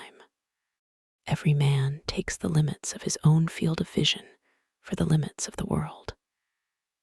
This is an error of the intellect as inevitable as that error of the eye, which lets us fancy that on the horizon heaven and earth meet. This explains many things, and among them, the fact that everyone measures us with his own standard generally about as long as a tailor's tape, and we have to put up with it, as also that no one will allow us to be taller than himself, a supposition which is once for all taken for granted. There is no doubt that many a man owes his good fortune in life solely to the circumstance that he has a pleasant way of smiling, and so wins the heart in his favor. However, the heart would do better to be careful, and to remember what Hamlet put down in his tablets, that one may smile and be a villain. Everything that is really fundamental in a man, and therefore genuine, works as such, unconsciously, in this respect, like the power of nature. That which has passed through the domain of consciousness is thereby transformed into an idea or picture. And so, if it comes to be uttered, it is only an idea or picture which passes from one person to another. Accordingly, any quality of mind or character that is genuine and lasting is originally unconscious, and it is only when unconsciously brought into play that it makes a profound impression. If any like quality is consciously exercised, it means that it has been worked up. It becomes intentional, and therefore matter of affectation, in other words, of deception. If a man does a thing unconsciously, it costs him no trouble, but if he tries to do it by taking trouble, he fails. This applies to the origin of those fundamental ideas which form the pith and marrow of all genuine work. Only that which is innate is genuine and will hold water, and every man who wants to achieve something, whether in practical life, in literature, or in art, must follow the rules without knowing them. Men of very great capacity will, as a rule, find the company of very stupid people preferable to that of the common run, for the same reason that the tyrant and the mob, the grandfather and the grandchildren, are natural allies. That line of Ovid's, pronac cum spectant animalia, cetera terum, can be applied in its true physical sense to the lower animals alone, but in a metaphorical and spiritual sense, it is, alas, true of nearly all men as well. All their plans and projects are merged in the desire of physical enjoyment, physical well-being. They may, indeed, have personal interests, often embracing a very varied sphere, but still, these latter receive their importance entirely from the relation in which they stand to the former. This is not only proved by their manner of life and the things they say, but it even shows itself in the way they look, the expression of their physiognomy, their gait and gesticulations. Everything about them cries out, in terram prona. It is not to them. It is only to the nobler and more highly endowed nature's men who really think and look about them in the world and form exceptional specimens of humanity that the next lines are applicable. Os hemini sublime dedit silumc turi jussit, et erectos, ad sidera toller vultus. No one knows what capacities for doing and suffering he has in himself until something comes to rouse them to activity. Just as in a pond of still water, lying there like a mirror, there is no sign of the roar and thunder with which it can leap from the precipice, and yet remain what it is, or again, rise high in the air as a fountain. When water is as cold as ice, you can have no idea of the latent warmth contained in it. Why is it that, in spite of all the mirrors in the world, no one really knows what he looks like? A man may call to mind the face of his friend, but not his own. Here, then, is an initial difficulty in the way of applying the maxim, know thyself. This is partly, no doubt, to be explained by the fact that it is physically impossible for a man to see himself in the glass, except with face turned straight towards it and perfectly motionless, where the expression of the eye, which counts for so much and really gives its whole character to the face, is to a great extent lost. But coexisting with this physical impossibility, there seems to me to be an ethical impossibility of an analogous nature, and producing the same effect. A man cannot look upon his own reflection as though the person presented there were a stranger to him, and yet this is necessary if he is to take an objective view. In the last resort, an objective view means a deep-rooted feeling on the part of the individual as a moral being that which he is contemplating is not himself one. And unless he can take this point of view, he will not see things in a really true light, which is possible only if he is alive to their actual defects, exactly as they are. Instead of that, when a man sees himself in the glass, something out of his own egotistic nature whispers to him to take care to remember that it is no stranger, but himself, that he is looking at. And this operates as a noli me tang air and prevents him taking an objective view. It seems, indeed, as if, without the leaven of a grain of malice, such a view were impossible. Footnote 1, cf. Grundproblem der Ethik, p. 275. According as a man's mental energy is exerted or relaxed, will life appear to him either so short and petty and fleeting that nothing can possibly happen over which it is worth his while to spend emotion, that nothing really matters, whether it is pleasure or riches or even fame, and that in whatever way a man may have failed, he cannot have lost much, or, on the other hand, life will seem so long, so important, so all in all, so momentous, and so full of difficulty that we have to plunge into it with our whole soul if we are to obtain a share of its goods, make sure of its prizes, and carry out our plans. This latter is the imminent and common view of life.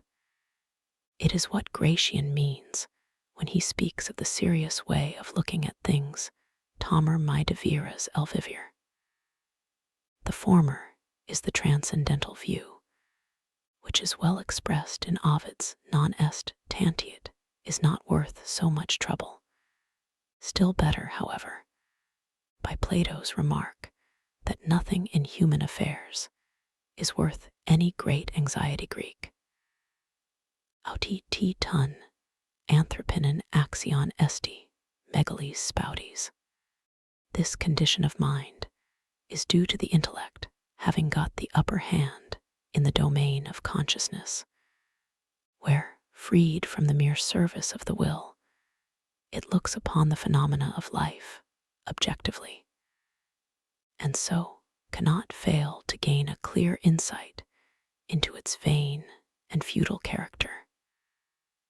But in the other condition of mind, will predominates, and the intellect exists only to light it on its way to the attainment of its desires. A man is great or small according as he leans to the one or the other of these views of life. People of very brilliant ability think little of admitting their errors and weaknesses, or of letting others see them. They look upon them as something for which they have duly paid, and instead of fancying that these weaknesses are a disgrace to them, they consider they are doing them an honor. This is especially the case when the errors are of the kind that hang together with their qualities conditions sine quibus non, or, as George Sand said, les défauts de ses vertus. Contrarily, there are people of good character and irreproachable intellectual capacity, who, far from admitting the few little weaknesses they have, conceal them with care and show themselves very sensitive to any suggestion of their existence. And this, just because their whole merit consists in being free from error and infirmity. If these people are found to have done anything wrong, their reputation immediately suffers. With people of only moderate ability, modesty is mere honesty, but with those who possess great talent, it is hypocrisy. Hence, it is just as becoming in the latter to make no secret of the respect they bear themselves, and no disguise of the fact that they are conscious of unusual power, as it is in the former to be modest. Valerius Maximus gives some very neat examples of this in his chapter on self-confidence, De fiducia sui. Not to go to the theater is like making one's toilet without a mirror. But it is still worse to take a decision without consulting a friend. For a man may have the most excellent judgment in all other matters, and yet go wrong in those which concern himself, because here the will comes in and deranges the intellect at once. Therefore, let a man take counsel of a friend. A doctor can cure everyone but himself. If he falls ill, he sends for a colleague. In all that we do, we wish more or less to come to the end. We are impatient to finish and glad to be done. But the last scene of all, the general end, is something that, as a rule, we wish as far off as may be. Every parting gives a foretaste of death. Every coming together again, a foretaste of the resurrection. This is why even people who were indifferent to each other rejoice so much if they come together again after 20 or 30 years' separation. Intellects differ from one another in a very real and fundamental way, but no comparison can well be made by merely general observations.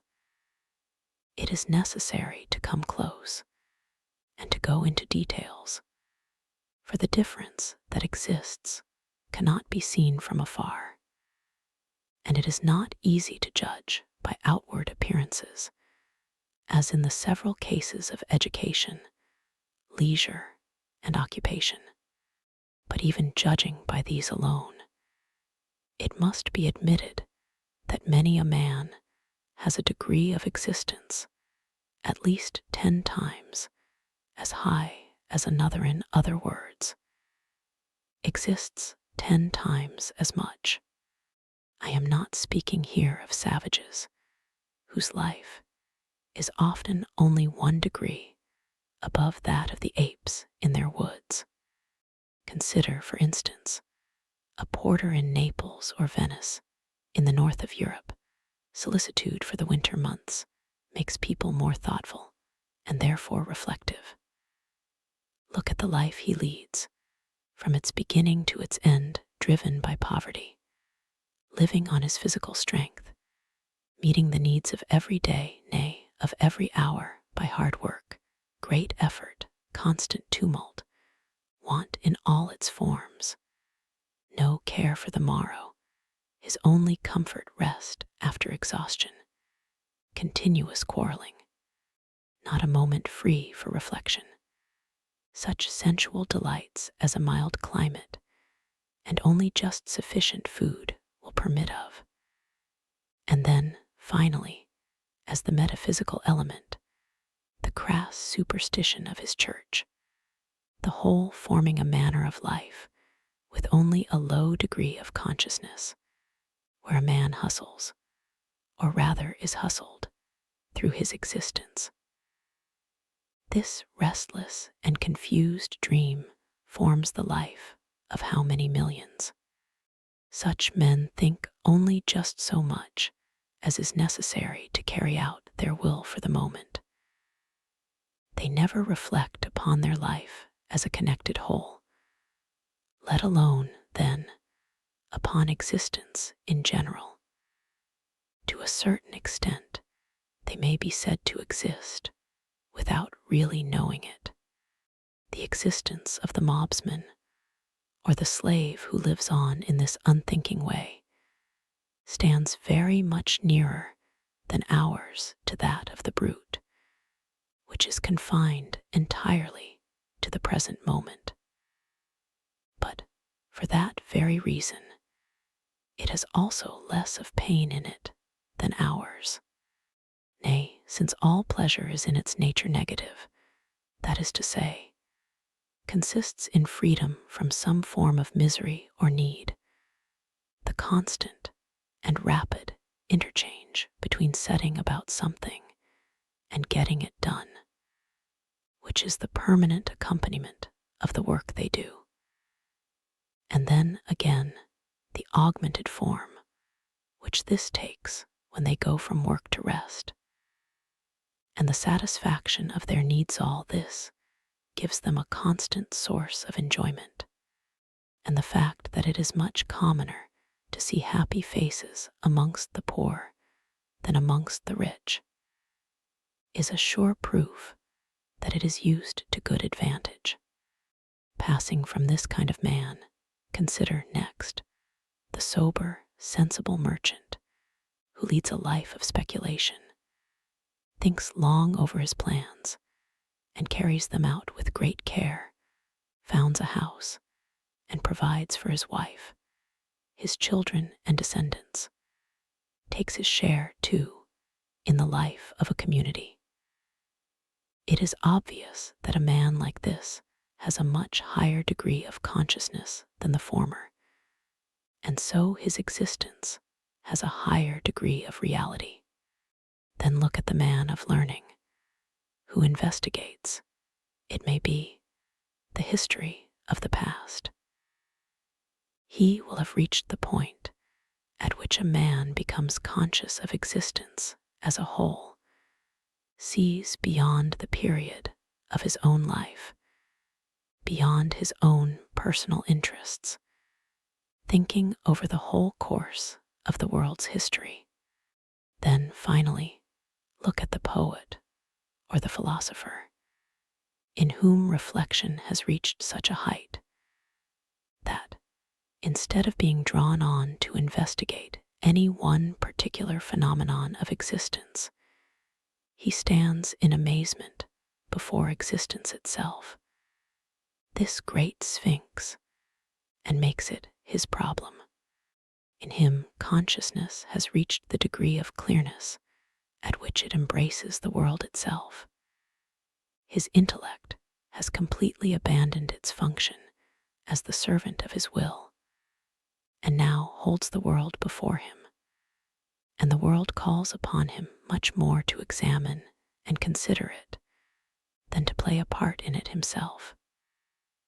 If, then, the degree of consciousness is the degree of reality, such a man will be said to exist most of all, and there will be sense and significance in so describing him. Between the two extremes here sketched and the intervening stages, everyone will be able to find the place at which he himself stands. We know that man is in general superior to all other animals, and this is also the case in his capacity for being trained. Mohammedans are trained to pray with their faces turned towards Mecca 5 times a day, and they never fail to do it. Christians are trained to cross themselves on certain occasions, to bow, and so on. Indeed, it may be said that religion is the chef d'oeuvre of the art of training, because it trains people in the way they shall think. And, as is well known, you cannot begin the process too early. There is no absurdity so palpable, but that it may be firmly planted in the human head if you only begin to inculcate it before the age of 5, by constantly repeating it with an air of great solemnity. For as in the case of animals, so in that of men, training is successful only when you begin in early youth. Noblemen and gentlemen are trained to hold nothing sacred but their word of honor to maintain a zealous, rigid, and unshaken belief in the ridiculous code of chivalry. And if they are called upon to do so, to seal their belief by dying for it, and seriously to regard a king as a being of a higher order. Again, our expressions of politeness, the compliments we make, in particular, the respectful attentions we pay to ladies, are a matter of training, as also our esteem for good birth, rank, titles, and so on. Of the same character is the resentment we feel at any insult directed against us, and the measure of this resentment may be exactly determined by the nature of the insult.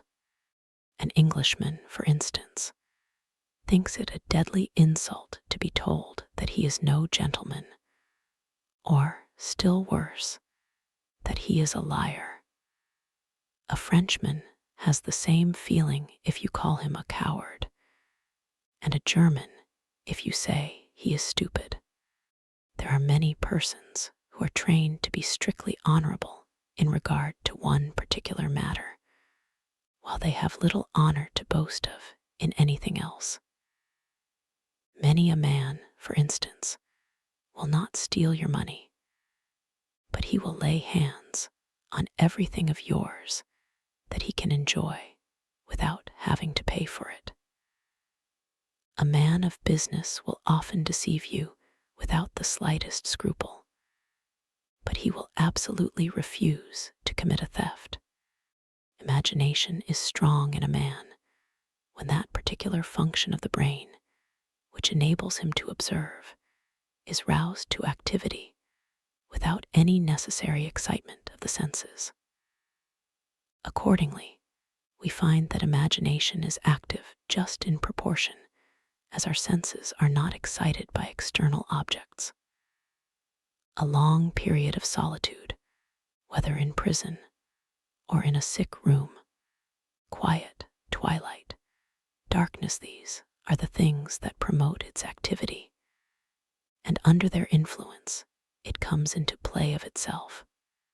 On the other hand, when a great deal of material is presented to our faculties of observation, as happens on a journey, or in the hurly-burly of the world, or, again, in broad daylight. The imagination is idle, and even though call may be made upon it, refuses to become active, as though it understood that that was not its proper time. However, if the imagination is to yield any real product, it must have received a great deal of material from the external world. This is the only way in which its storehouse can be filled. The fantasy is nourished much in the same way as the body, which is least capable of any work and enjoys doing nothing just in the very moment when it receives its food, which it has to digest. And yet, it is to this very food that it owes the power which it afterwards puts forth at the right time. Opinion is like a pendulum and obeys the same law.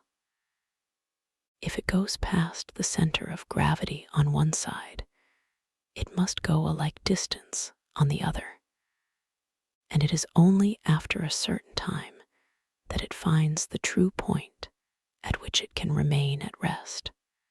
By a process of contradiction, distance in space makes things look small and therefore free from defect. This is why a landscape looks so much better in a contracting mirror or in a camera obscura than it is in reality. The same effect is produced by distance in time.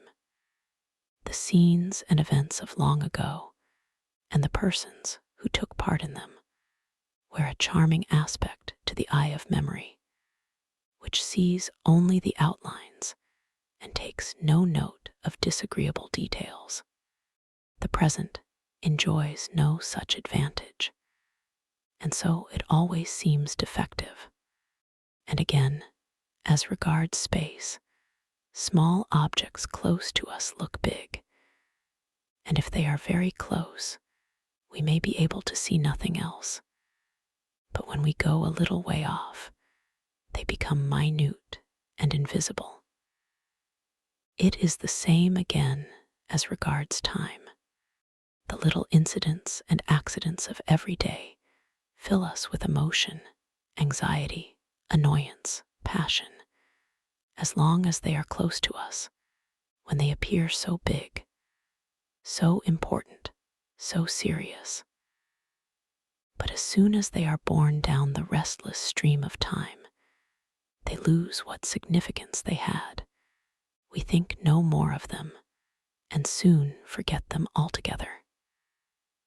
They were big only because they were near. Joy and sorrow are not ideas of the mind, but affections of the will, and so they do not lie in the domain of memory. We cannot recall our joys and sorrows, by which I mean that we cannot renew them. We can recall only the ideas that accompanied them, and in particular, the things we were led to say, and these form a gauge of our feelings at the time. Hence, our memory of joys and sorrows is always imperfect, and they become a matter of indifference to us as soon as they are over. This explains the vanity of the attempt, which we sometimes make, to revive the pleasures and the pains of the past. Pleasure and pain are essentially an affair of the will, and the will, as such, is not possessed of memory, which is a function of the intellect. And this, in its turn, gives out and takes in nothing but thoughts and ideas, which are not here in question. It is a curious fact that in bad days we can very vividly recall the good time that is now no more, but that in good days we have only a very cold and imperfect memory of the bad. We have a much better memory of actual objects or pictures than for mere ideas. Hence, a good imagination makes it easier to learn languages, for by its aid, the new word is at once united with the actual object to which it refers. Whereas, if there is no imagination, it is simply put on a parallel with the equivalent word in the mother tongue. Mnemonics should not only mean the art of keeping something indirectly in the memory by the use of some direct pun or witticism. It should, rather, be applied to a systematic theory of memory and explain its several attributes by reference both to its real nature and to the relation in which these attributes stand to one another. There are moments in life when our senses obtain a higher and rarer degree of clearness, apart from any particular occasion for it in the nature of our surroundings, and explicable, rather, on physiological grounds alone, as the result of some enhanced state of susceptibility, working from within outwards. Such moments remain indelibly impressed upon the memory and preserve themselves in their individuality entire. We can assign no reason for it, nor explain why this, among so many thousand moments like it, should be specially remembered. It seems as much a matter of chance as when single specimens of a whole race of animals now extinct are discovered in the layers of a rock, or when, on opening a book, we light upon an insect accidentally crushed within the leaves. Memories of this kind are always sweet and pleasant. It occasionally happens that, for no particular reason, long-forgotten scenes suddenly start up in the memory. This may in many cases be due to the action of some hardly perceptible odor which accompanied those scenes and now recurs exactly same as before. For it is well known that the sense of smell is specially effective in awakening memories, and that in general it does not require much to rouse a train of ideas. And I may say, in passing, that the sense of sight is connected with the understanding, one, the sense of hearing with the reason two, and, as we see in the present case, the sense of smell with the memory.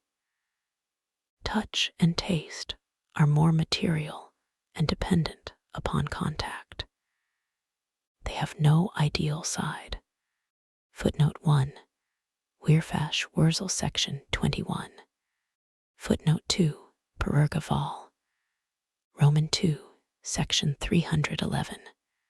It must also be reckoned among the peculiar attributes of memory that a slight state of intoxication often so greatly enhances the recollection of past times and scenes that all the circumstances connected with them come back much more clearly than would be possible in a state of sobriety. But that, on the other hand, the recollection of what one said or did while the intoxication lasted is more than usually imperfect. Nay, that if one has been absolutely tipsy, it is gone altogether. We may say, then, that whilst intoxication enhances the memory for what is past, it allows it to remember little of the present. Men need some kind of external activity because they are inactive within. Contrarily, if they are active within, they do not care to be dragged out of themselves. It disturbs and impedes their thoughts in a way that is often most ruinous to them. I am not surprised that some people are bored when they find themselves alone, for they cannot laugh if they are quite by themselves. the very idea of it seems folly to them. Are we then to look upon laughter as merely signal for others, a mere sign, like a word? What makes it impossible for people to laugh when they are alone is nothing but want of imagination, dullness of mind, generally Greek, anesthesia kai bragites succies. As Theophrastus has it, 1. The lower animals never laugh, either alone or in company. Myson, the misanthropist, was once surprised by one of these people as he was laughing to himself. "Why do you laugh?" he asked. "There is no one with you." "That is just why I am laughing," said Myson. Footnote 1. Characters, C27. Natural gesticulation, such as commonly accompanies any lively talk, is a language of its own, more widespread even than the language of words so far, as it is independent of words and alike in all nations. It is true that nations make use of it in proportion as they are vivacious, and that in particular cases, amongst the Italians, for instance, it is supplemented by certain peculiar gestures which are merely conventional, and therefore possessed of nothing more than a local value. In the universal use made of it, gesticulation has some analogy with logic and grammar, in that it has to do with the form rather than with the matter of conversation. But on the other hand, it is distinguishable from them by the fact that it has more of a moral than of an intellectual bearing. In other words, it reflects the movements of the will. As an accompaniment of conversation, it is like the bass of a melody. And if, as in music, it keeps true to the progress of the treble, it serves to heighten the effect. In a conversation, the gesture depends upon the form in which the subject matter is conveyed. And it is interesting to observe that, whatever that subject matter may be, with a recurrence of the form, the very same gesture is repeated. So, if I happen to see from my window, say, two persons carrying on a lively conversation, without my being able to catch a word, I can, nevertheless, understand the general nature of it perfectly well. The kind of thing that is being said and the form it takes. There is no mistake about it. The speaker is arguing about something, advancing his reasons, then limiting their application, then driving them home and drawing the conclusion in triumph. Or he is recounting his experiences, proving, perhaps, beyond the shadow of a doubt, how much he has been injured, but bringing the clearest and most damning evidence to show that his opponents were foolish and obstinate people who would not be convinced. Or else he is telling of the splendid plan he laid, and how he carried it to a successful issue, or perhaps failed because the luck was against him. Or, it may be, he is saying that he was completely at a loss to know what to do, or that he was quick in seeing some traps set for him, and that by insisting on his rights, or by applying a little force, he succeeded in frustrating and punishing his enemies, and so on in hundreds of cases of a similar kind. Strictly speaking, however, what I get from gesticulation alone is an abstract notion of the essential drift of what is being said, and that, too, whether I judge from a moral or an intellectual point of view. It is the quintessence, the true substance of the conversation, and this remains identical, no matter what may have given rise to the conversation, or what it may be about. the relation between the two being that of a general idea or class name to the individuals which it covers. As I have said, the most interesting and amusing part of the matter is the complete identity and solidarity of the gestures used to denote the same set of circumstances, even though by people of very different temperament, so that the gestures become exactly like words of a language, alike for everyone, and subject only to such small modifications as depend upon variety of accent and education.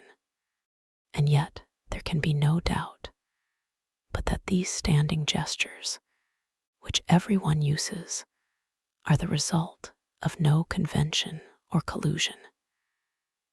They are original and innate, true language of nature, consolidated, it may be, by imitation and the influence of custom. It is well known that it is part of an actor's duty to make a careful study of gesture, and the same thing is true, to a somewhat smaller degree, of a public speaker. This study must consist chiefly in watching others and imitating their movements, for there are no abstract rules fairly applicable to the matter, with the exception of some very general leading principles, such as to take an example that the gesture must not follow the word, but rather come immediately before it, by way of announcing its approach and attracting the hearer's attention. Englishmen entertain a peculiar contempt for gesticulation, and look upon it as something vulgar and undignified. This seems to me a silly prejudice on their part, and the outcome of their general prudery.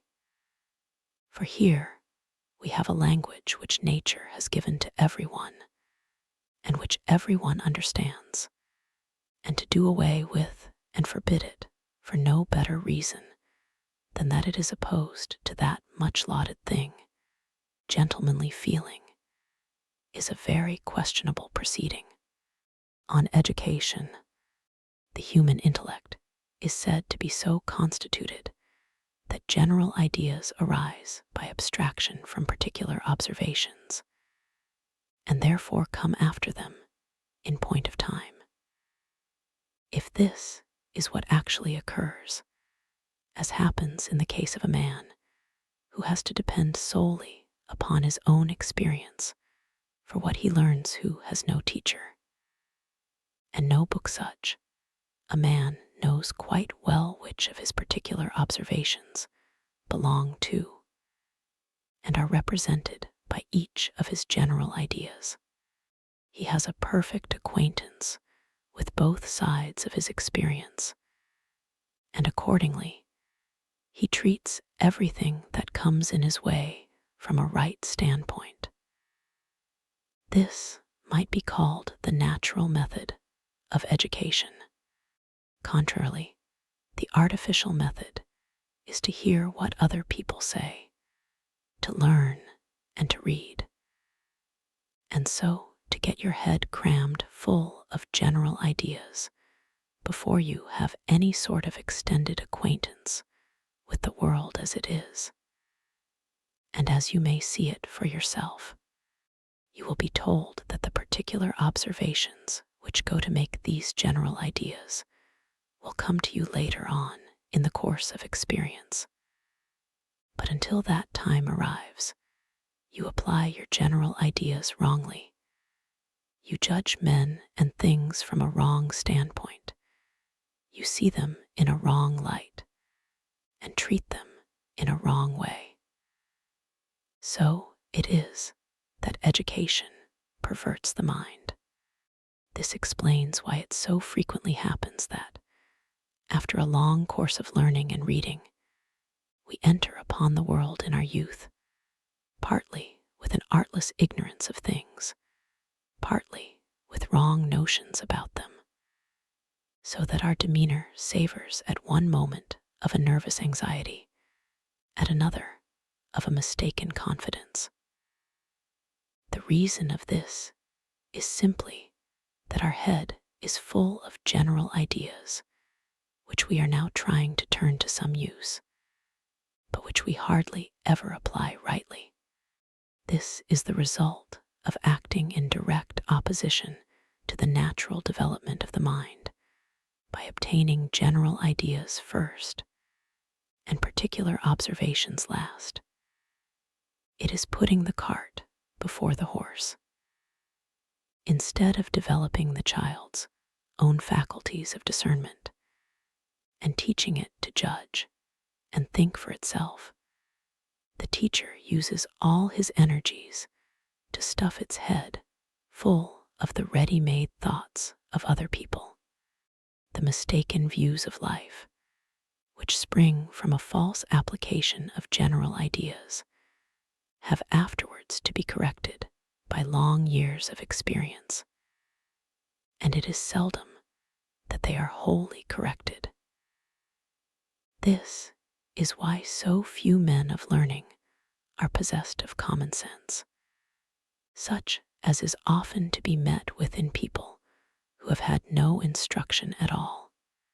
To acquire a knowledge of the world might be defined as the aim of all education, and it follows from what I have said that special stress should be laid upon beginning to acquire this knowledge at the right end. As I have shown, this means, in the main, that the particular observation of a thing shall precede the general idea of it. Further, that narrow and circumscribed ideas shall come before ideas of a wide range. It means, therefore, that the whole system of education shall follow in the steps that must have been taken by the ideas themselves in the course of their formation. But whenever any of these steps are skipped or left out, the instruction is defective, and the ideas obtained are false.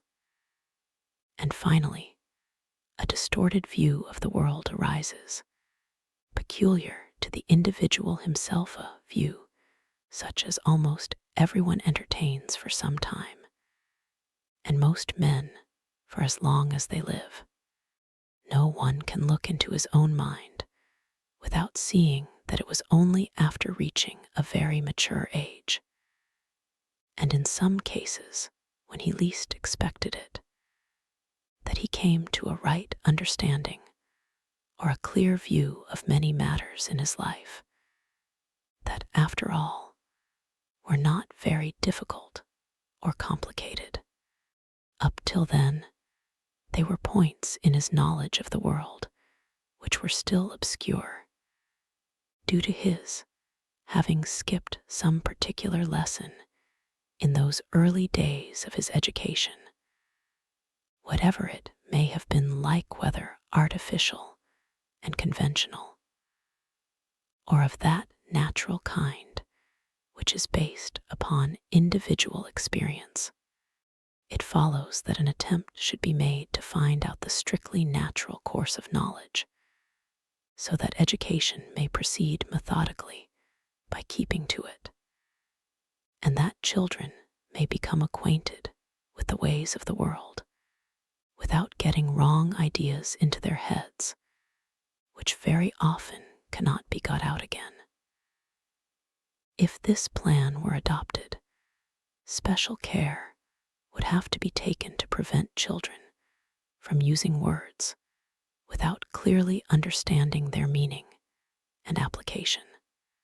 The fatal tendency to be satisfied with words instead of trying to understand things, to learn phrases by heart so that they may prove a refuge in time of need, exists, as a rule, even in children, and the tendency lasts on into manhood, making the knowledge of many learned persons to consist in mere verbiage.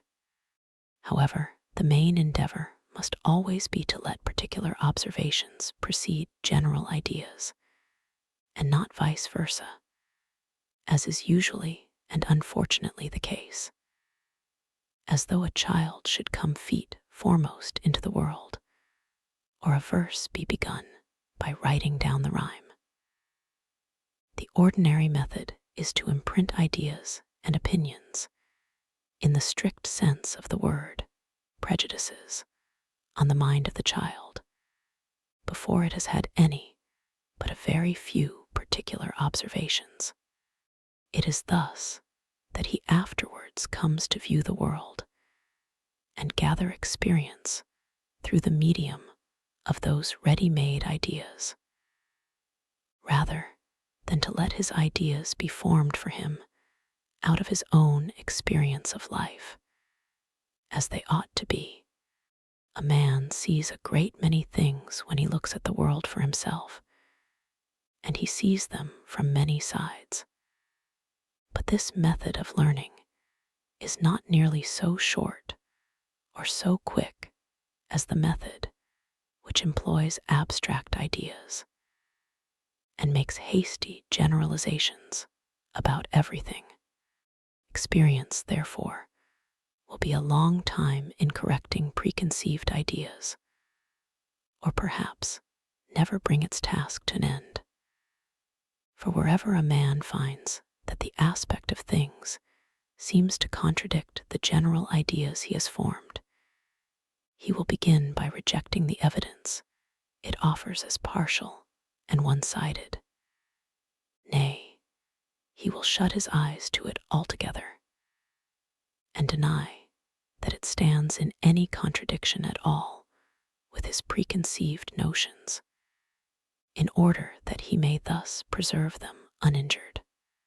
So it is that many a man carries about a burden of wrong notions all his life, long crotchets, whims, fancies, prejudices, which at last become fixed ideas. The fact is that he has never tried to form his fundamental ideas for himself out of his own experience of life, his own way of looking at the world, because he has taken over his ideas ready-made from other people.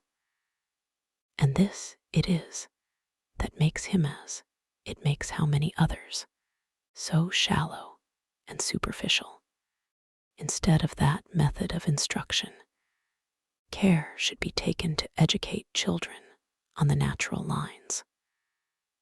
No idea should ever be established in a child's mind otherwise than by what the child can see for itself, or at any rate, it should be verified by the same means. And the result of this would be that the child's ideas, if few, would be well grounded and accurate.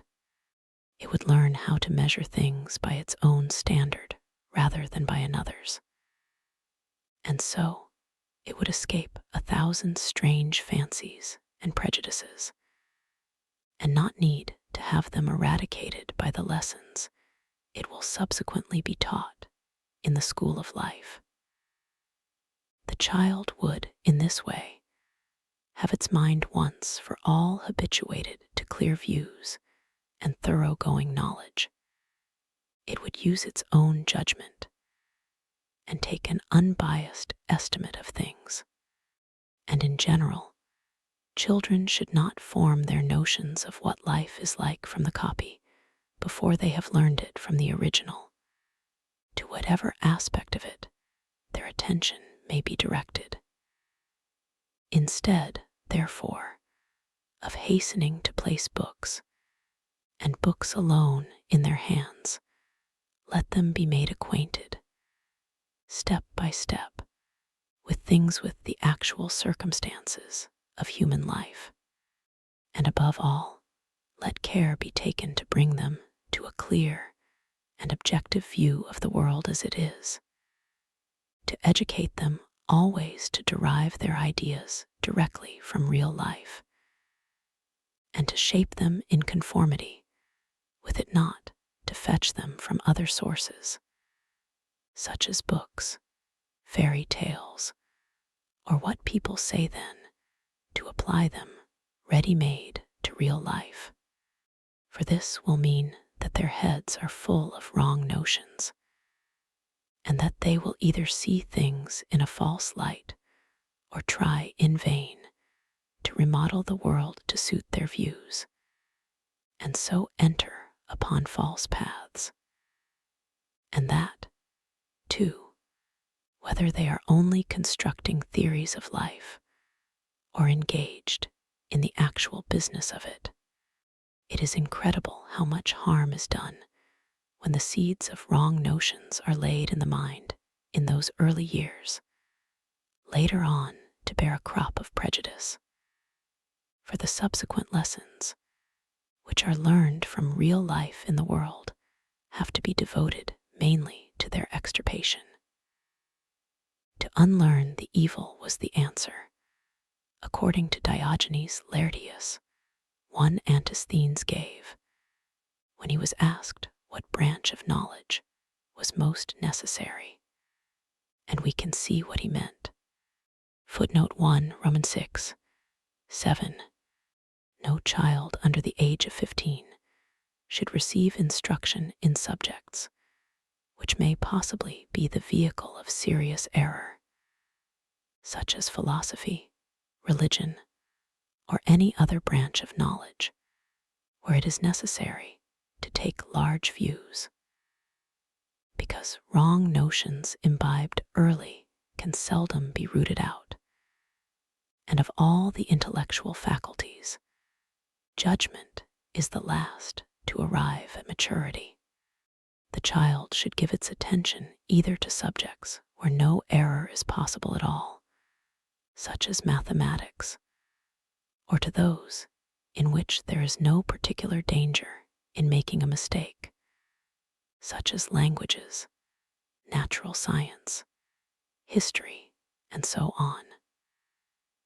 And in general, the branches of knowledge which are to be studied at any period of life should be such as the mind is equal to at that period and can perfectly understand. Childhood and youth form the time for collecting materials, for getting a special and thorough knowledge of the individual and particular things. In those years, it is too early to form views on a large scale, and ultimate explanations must be put off to a later date. The faculty of judgment, which cannot come into play without mature experience, should be left to itself, and care should be taken not to anticipate its action by inculcating prejudice, which will paralyze it forever. On the other hand, the memory should be specially taxed in youth, since it is then that it is strongest and most tenacious. But in choosing the things that should be committed to memory, the utmost care and forethought must be exercised, as lessons well learnt in youth are never forgotten. This precious soil must therefore be cultivated so as to bear as much fruit as possible. If you think how deeply rooted in your memory are those persons whom you knew in the first 12 years of your life, how indelible the impression made upon you by the events of those years, how clear your recollection of most of the things that happened to you then, most of what was told or taught you, it will seem a natural thing to take the susceptibility and tenacity of the mind at that period as the groundwork of education. This may be done by a strict observance of method and a systematic regulation of the impressions which the mind is to receive. But the years of youth allotted to a man are short, and memory is, in general, bound within narrow limits. Still more so, the memory of any one individual. Since this is the case, it is all important to fill the memory with what is essential and material in any branch of knowledge, to the exclusion of everything else. The decision as to what is essential and material should rest with the masterminds in every department of thought. Their choice should be made after the most mature deliberation, and the outcome of it fixed and determined. Such a choice would have to proceed by sifting the things which it is necessary and important for a man to know in general, and then necessary and important for him to know in any particular business or calling. Knowledge of the first kind would have to be classified, after an encyclopedic fashion, in graduated courses, adapted to the degree of general culture which a man may be expected to have in the circumstances in which he is placed, beginning with a course limited to the necessary requirements of primary education, and extending upwards to the subjects treated of in all the branches of philosophical thought. The regulation of the second kind of knowledge would be left to those who had shown genuine mastery in the several departments into which it is divided, and the whole system would provide an elaborate rule or canon for intellectual education, which would, of course, have to be revised every 10 years. Some such arrangement as this would employ the youthful power of the memory to best advantage, and supply excellent working material to the faculty of judgment when it made its appearance later on. A man's knowledge may be said to be mature. In other words, it has reached the most complete state of perfection to which he, as an individual, is capable of bringing it, when an exact correspondence is established between the whole of his abstract ideas and the things he has actually perceived for himself. This will mean that each of his abstract ideas rests, directly or indirectly, upon a basis of observation, which alone endows it with any real value, and also that he is able to place every observation he makes under the right abstract idea which belongs to it. Maturity is the work of experience alone, and therefore it requires time. The knowledge we derive from our own observation is usually distinct from that which we acquire through the medium of abstract ideas, the one coming to us in the natural way, the other by what people tell us, and the course of instruction we receive, whether it is good or bad. The result is that in youth there is generally very little agreement or correspondence between our abstract ideas, which are merely phrases in the mind, and that real knowledge which we have obtained by our own observation.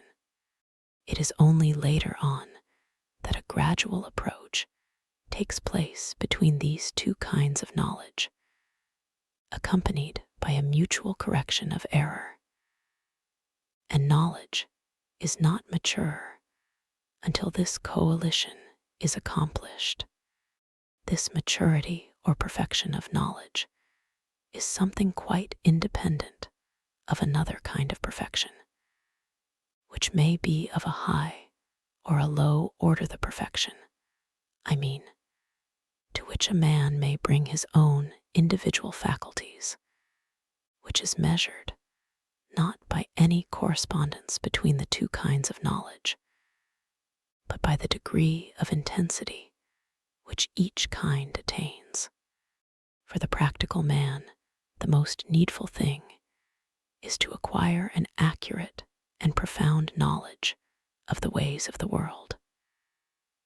But this, though the most needful, is also the most wearisome of all studies, as a man may reach a great age without coming to the end of his task, whereas, in the domain of the sciences, he masters the more important facts when he is still young.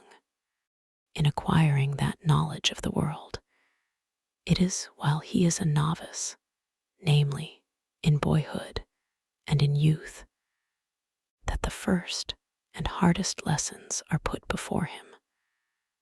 But it often happens that even in later years, there is still a great deal to be learned. The study is difficult enough in itself, but the difficulty is doubled by novels, which represent a state of things in life and the world, such as, in fact, does not exist. Youth is credulous and accepts these views of life, which then become part and parcel of the mind, so that, instead of a merely negative condition of ignorance, you have positive error, a whole tissue of false notions to start with, and at a later date, these actually spoil the schooling of experience and put a wrong construction on the lessons it teaches. If, before this, the youth had no light at all to guide him, he is now misled by a will-o'-the-wisp. Still more often is this the case with a girl. They have both had a false view of things foisted on them by reading novels, and expectations have been aroused which can never be fulfilled. This generally exercises a baneful influence on their whole life. In this respect, those whose youth has allowed them no time or opportunity for reading novels, those who work with their hands, and the like are in a position of decided advantage. There are a few novels to which this reproach cannot be addressed, nay, which have an effect the contrary of bad. First and foremost, to give an example, Gil Blas and the other works of Lesage, or rather their Spanish originals, further, The Vicar of Wakefield, and to some extent Sir Walter Scott's novels. Don Quixote may be regarded as a satirical exhibition of the error to which I am referring. Of women, Schiller's poem in honor of women, Wood der Frauen, is the result of much careful thought, and it appeals to the reader by its antithetic style and its use of contrast. But as an expression of the true praise which should be accorded to them, it is, I think, inferior to these few words of Jowey's. Without women, the beginning of our life would be helpless, the middle, devoid of pleasure, and the end of consolation. The same thing is more feelingly expressed by Byron in Sardanapalus. The very first of human life must spring from woman's breast. Your first small words are taught you from her lips, your first tears quenched by her, and your last sighs too often breathed out in a woman's hearing. When men have shrunk from the ignoble care of watching the last hour of him who led them. Act 1, Scene 2. These two passages indicate the right standpoint for the appreciation of women. You need only look at the way in which she is formed to see that woman is not meant to undergo great labor, whether of the mind or of the body. She pays the debt of life not by what she does, but by what she suffers, by the pains of childbearing and care for the child, and by submission to her husband, to whom she should be a patient and cheering companion. The keenest sorrows and joys are not for her, nor is she called upon to display a great deal of strength. The current of her life should be more gentle, peaceful, and trivial than man's, without being essentially happier or unhappier. women are directly fitted for acting as the nurses and teachers of our early childhood by the fact that they are themselves childish, frivolous, and short-sighted. In a word, they are big children all their life long, a kind of intermediate stage between the child and the full-grown man, who is man in the strict sense of the word. See how a girl will fondle a child for days together, dance with it, and sing to it. And then think what a man, with the best will in the world, could do if he were put in her place. With young girls, nature seems to have had in view what, in the language of the drama, is called a striking effect. As for a few years, she dowers them with a wealth of beauty and is lavish in her gift of charm at the expense of all the rest of their life, so that during those years they may capture the fantasy of some man to such a degree that he is hurried away into undertaking the honorable care of them in some form or other, as long as they live a step for which there would not appear to be any sufficient warranty if reason only directed his thoughts. Accordingly, nature has equipped woman, as she does all her creatures, with the weapons and implements requisite for the safeguarding of her existence, and for just as long as it is necessary for her to have them.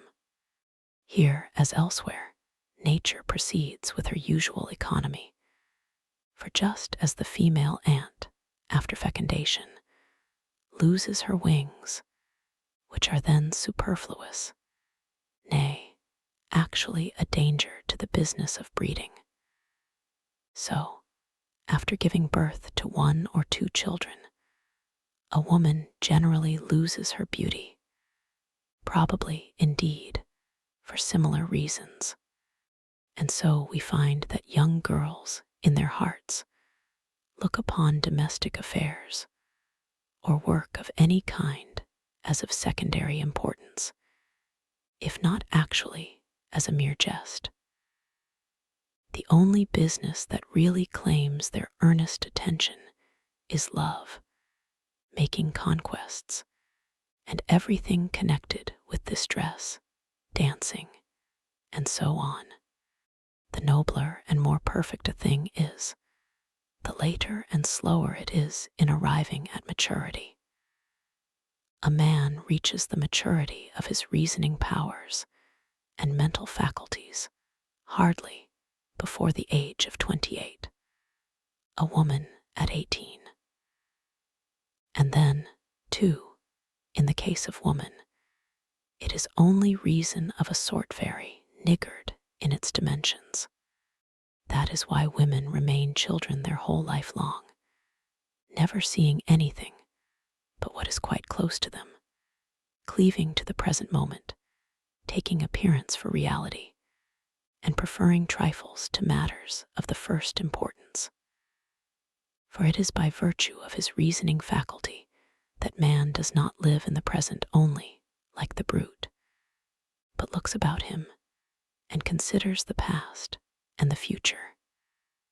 And this is the origin of prudence, as well as of that care and anxiety which so many people exhibit. Both the advantages and the disadvantages which this involves are shared in by the woman to a smaller extent because of her weaker power of reasoning. She may, in fact, be described as intellectually short-sighted because, while she has an intuitive understanding of what lies quite close to her, her field of vision is narrow and does not reach to what is remote, so that things which are absent or past or to come have much less effect upon women than upon men. This is the reason why women are more often inclined to be extravagant, and sometimes carry their inclination to a length that borders upon madness. In their hearts, women think that it is men's business to earn money and theirs to spend it, if possible, during their husband's life, but at any rate, after his death. The very fact that their husband hands them over his earnings for purposes of housekeeping strengthens them in this belief. However many disadvantages all this may involve, there is at least this to be said in its favor, that the woman lives more in the present than the man, and that, if the present is at all tolerable, she enjoys it more eagerly. This is the source of that cheerfulness which is peculiar to women, fitting her to amuse man in his hours of recreation, and in case of need, to console him when he is borne down by the weight of his cares. It is by no means a bad plan to consult women in matters of difficulty, as the Germans used to do in ancient times, for their way of looking at things is quite different from ours, chiefly in the fact that they like to take the shortest way to their goal, and, in general, manage to fix their eyes upon what lies before them, while we, as a rule, see far beyond it, just because it is in front of our noses. In cases like this, we need to be brought back to the right standpoint, so as to recover the near and simple view. Then, again, women are decidedly more sober in their judgment than we are, so that they do not see more in things than is really there, whilst, if our passions are aroused, we are apt to see things in an exaggerated way, or imagine what does not exist. The weakness of their reasoning faculty also explains why it is that women show more sympathy for the unfortunate than men do, and so treat them with more kindness and interest, and why it is that, on the contrary, they are inferior to men in point of justice, and less honorable and conscientious. For it is just because their reasoning power is weak that present circumstances have such a hold over them, and those concrete things, which lie directly before their eyes, exercise a power which is seldom counteracted to any extent by abstract principles of thought, by fixed rules of conduct, firm resolutions, or, in general, by consideration for the past and the future, or regard for what is absent and remote.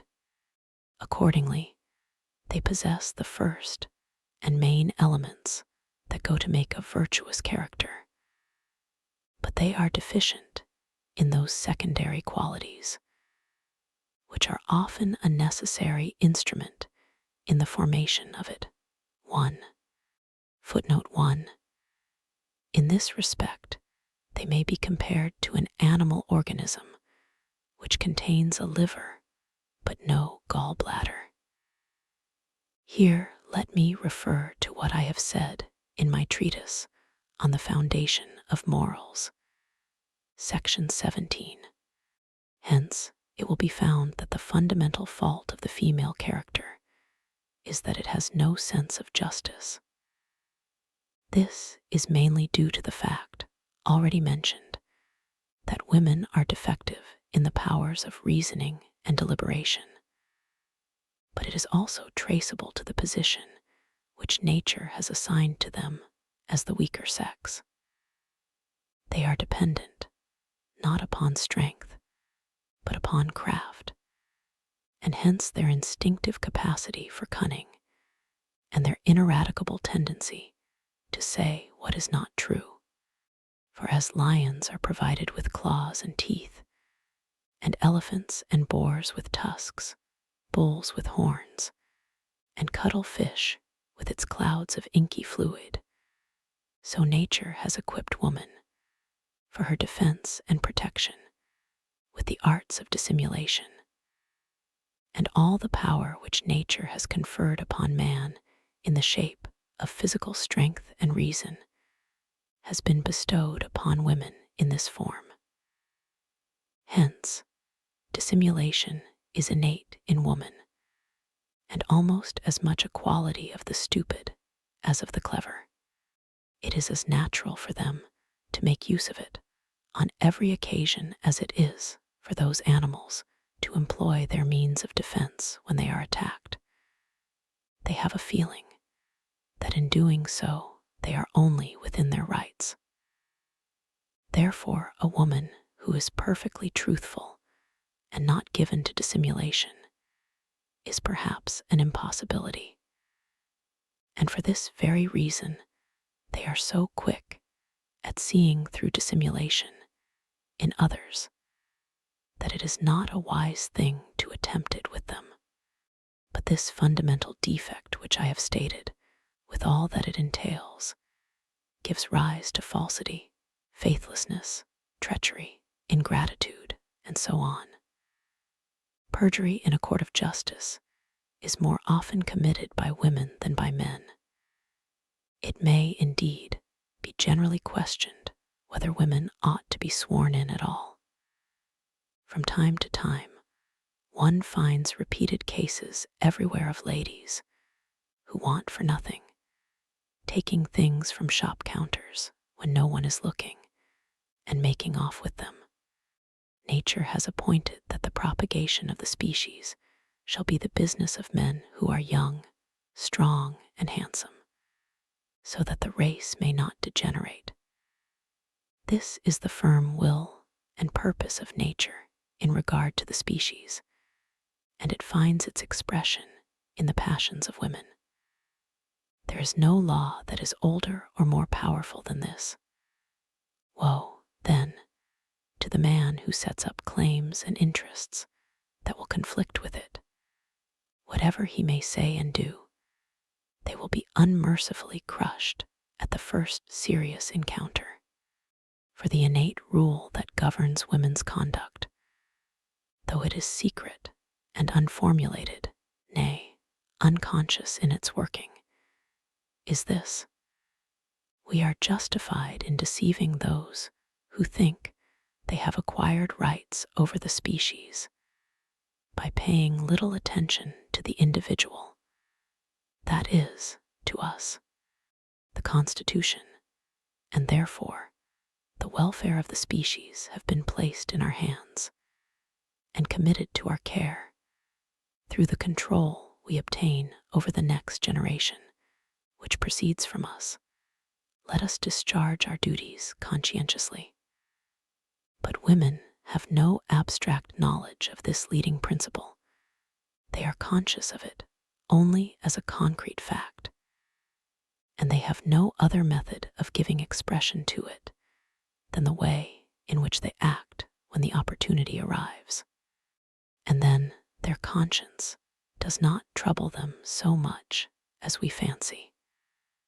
For in the darkest recesses of their heart, they are aware that in committing a breach of their duty towards the individual, they have all the better fulfilled their duty towards the species, which is infinitely greater. 1. Footnote 1. A more detailed discussion of the matter in question may be found in my chief work, Die Welt als Will und Vorstellung, Vol. Roman 2, ch. 44.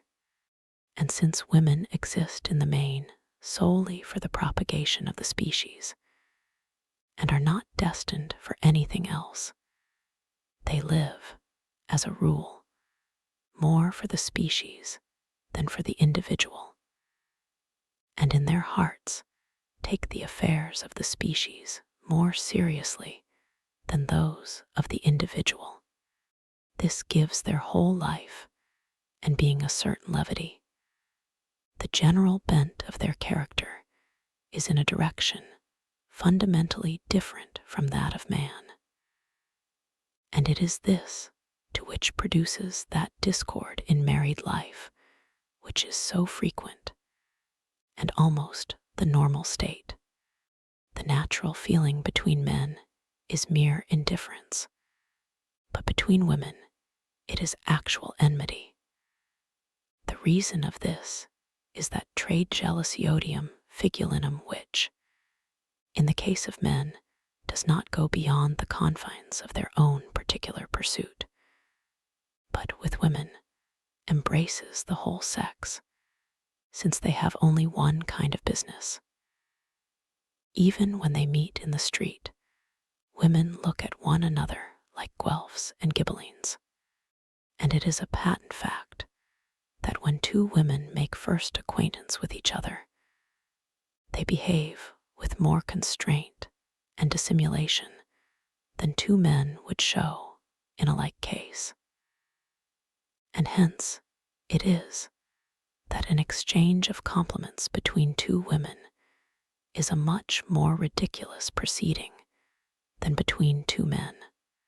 Further, whilst a man will, as a general rule, always preserve a certain amount of consideration and humanity in speaking to others, even to those who are in a very inferior position, it is intolerable to see how proudly and disdainfully a fine lady will generally behave towards one who is in a lower social rank.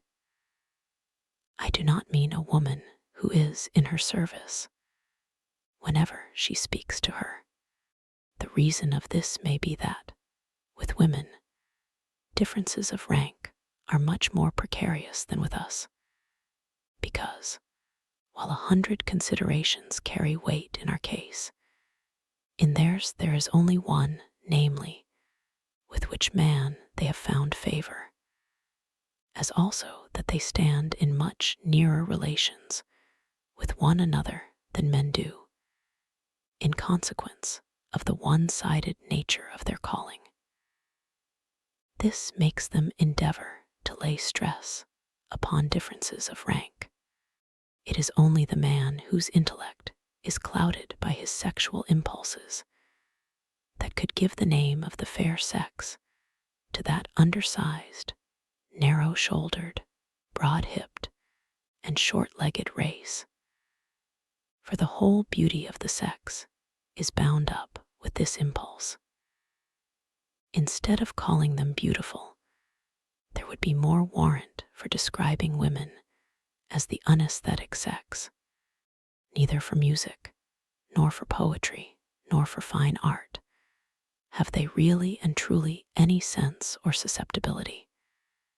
It is a mere mockery if they make a pretense of it in order to assist their endeavor to please. Hence, as a result of this, they are incapable of taking a purely objective interest in anything, and the reason of it seems to me to be as follows. A man tries to acquire direct mastery over things, either by understanding them or by forcing them to do his will. But a woman is always and everywhere reduced to obtaining this mastery indirectly, namely, through a man. And whatever direct mastery she may have is entirely confined to him. And so it lies in woman's nature to look upon everything only as a means for conquering man.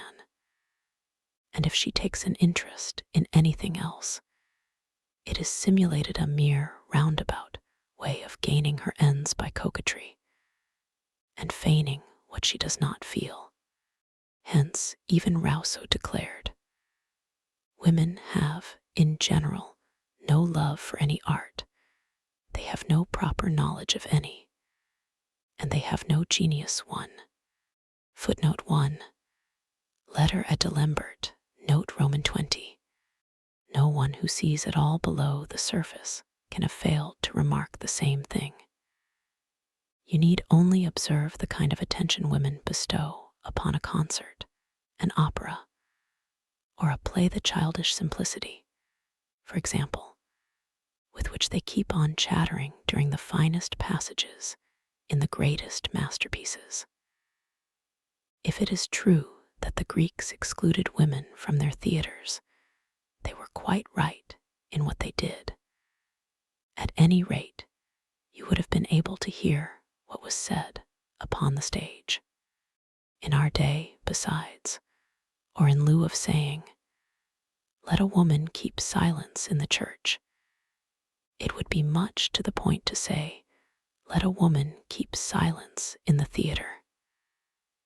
This might, perhaps, be put up in big letters on the curtain, and you cannot expect anything else of women if you consider that the most distinguished intellects among the whole sex have never managed to produce a single achievement in the fine arts that is really great, genuine, and original, or given to the world any work of permanent value in any sphere.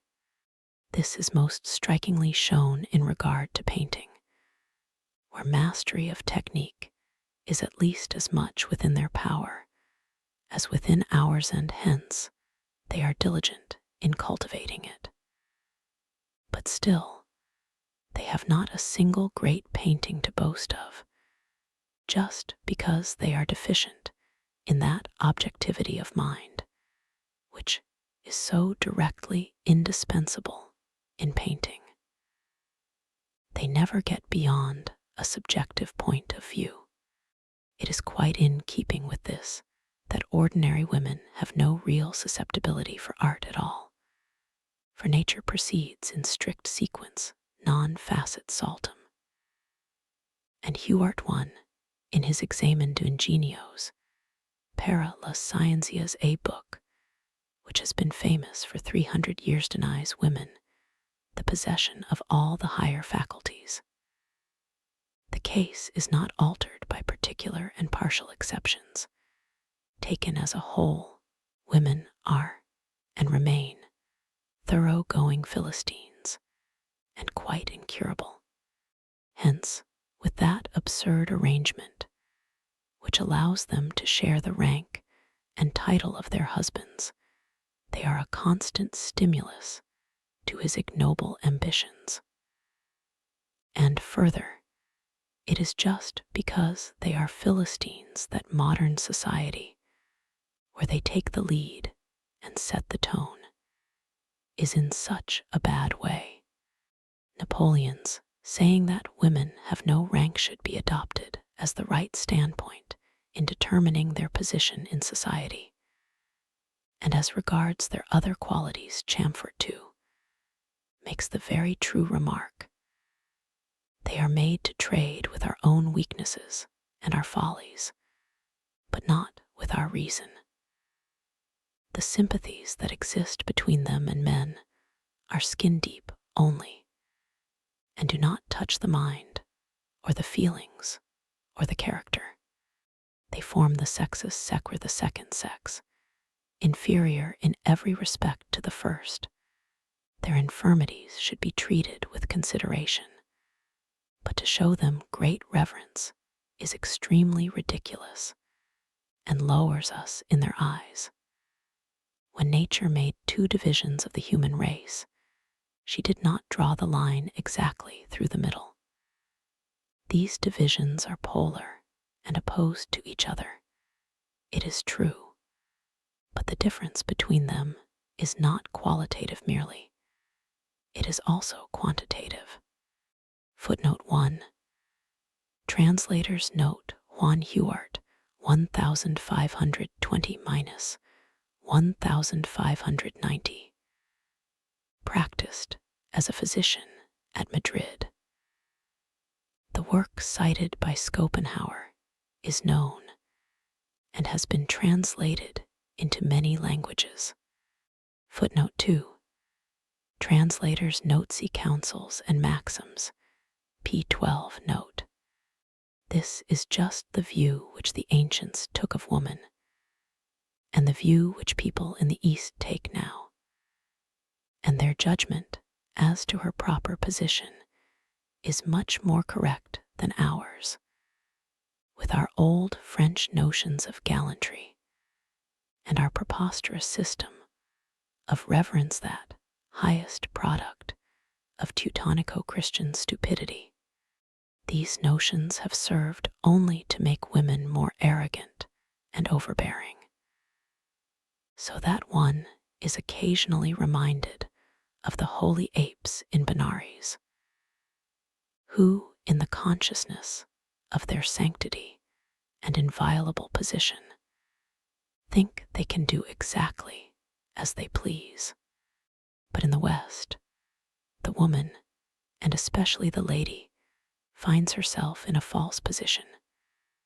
For woman, rightly called by the ancients sexus sequior, is by no means fit to be the object of our honor and veneration, or to hold her head higher than man and be on equal terms with him. The consequences of this false position are sufficiently obvious. Accordingly, it would be a very desirable thing if this number two of the human race were in Europe also relegated to her natural place, and an end put to that lady nuisance, which not only moves all Asia to laughter, but would have been ridiculed by Greece and Rome as well. It is impossible to calculate the good effects which such a change would bring about in our social, civil, and political arrangements. There would be no necessity for the Salic law. It would be a superfluous truism. In Europe, the lady, strictly so called, is a being who should not exist at all. She should be either a housewife or a girl who hopes to become one.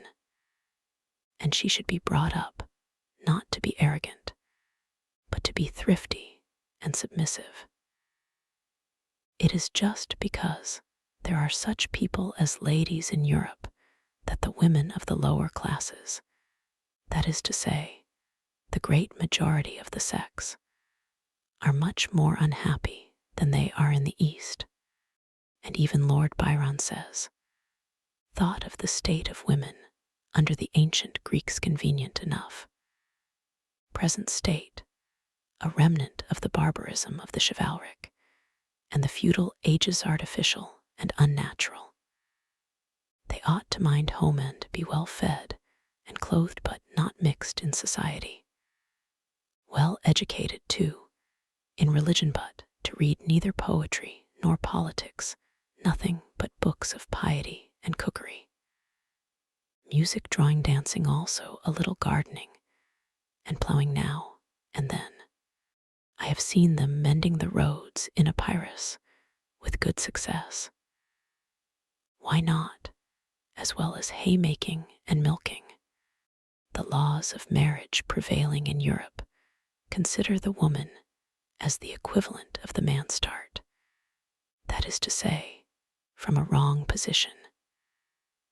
In our part of the world, where monogamy is the rule, to marry means to have one's rights and double one's duties.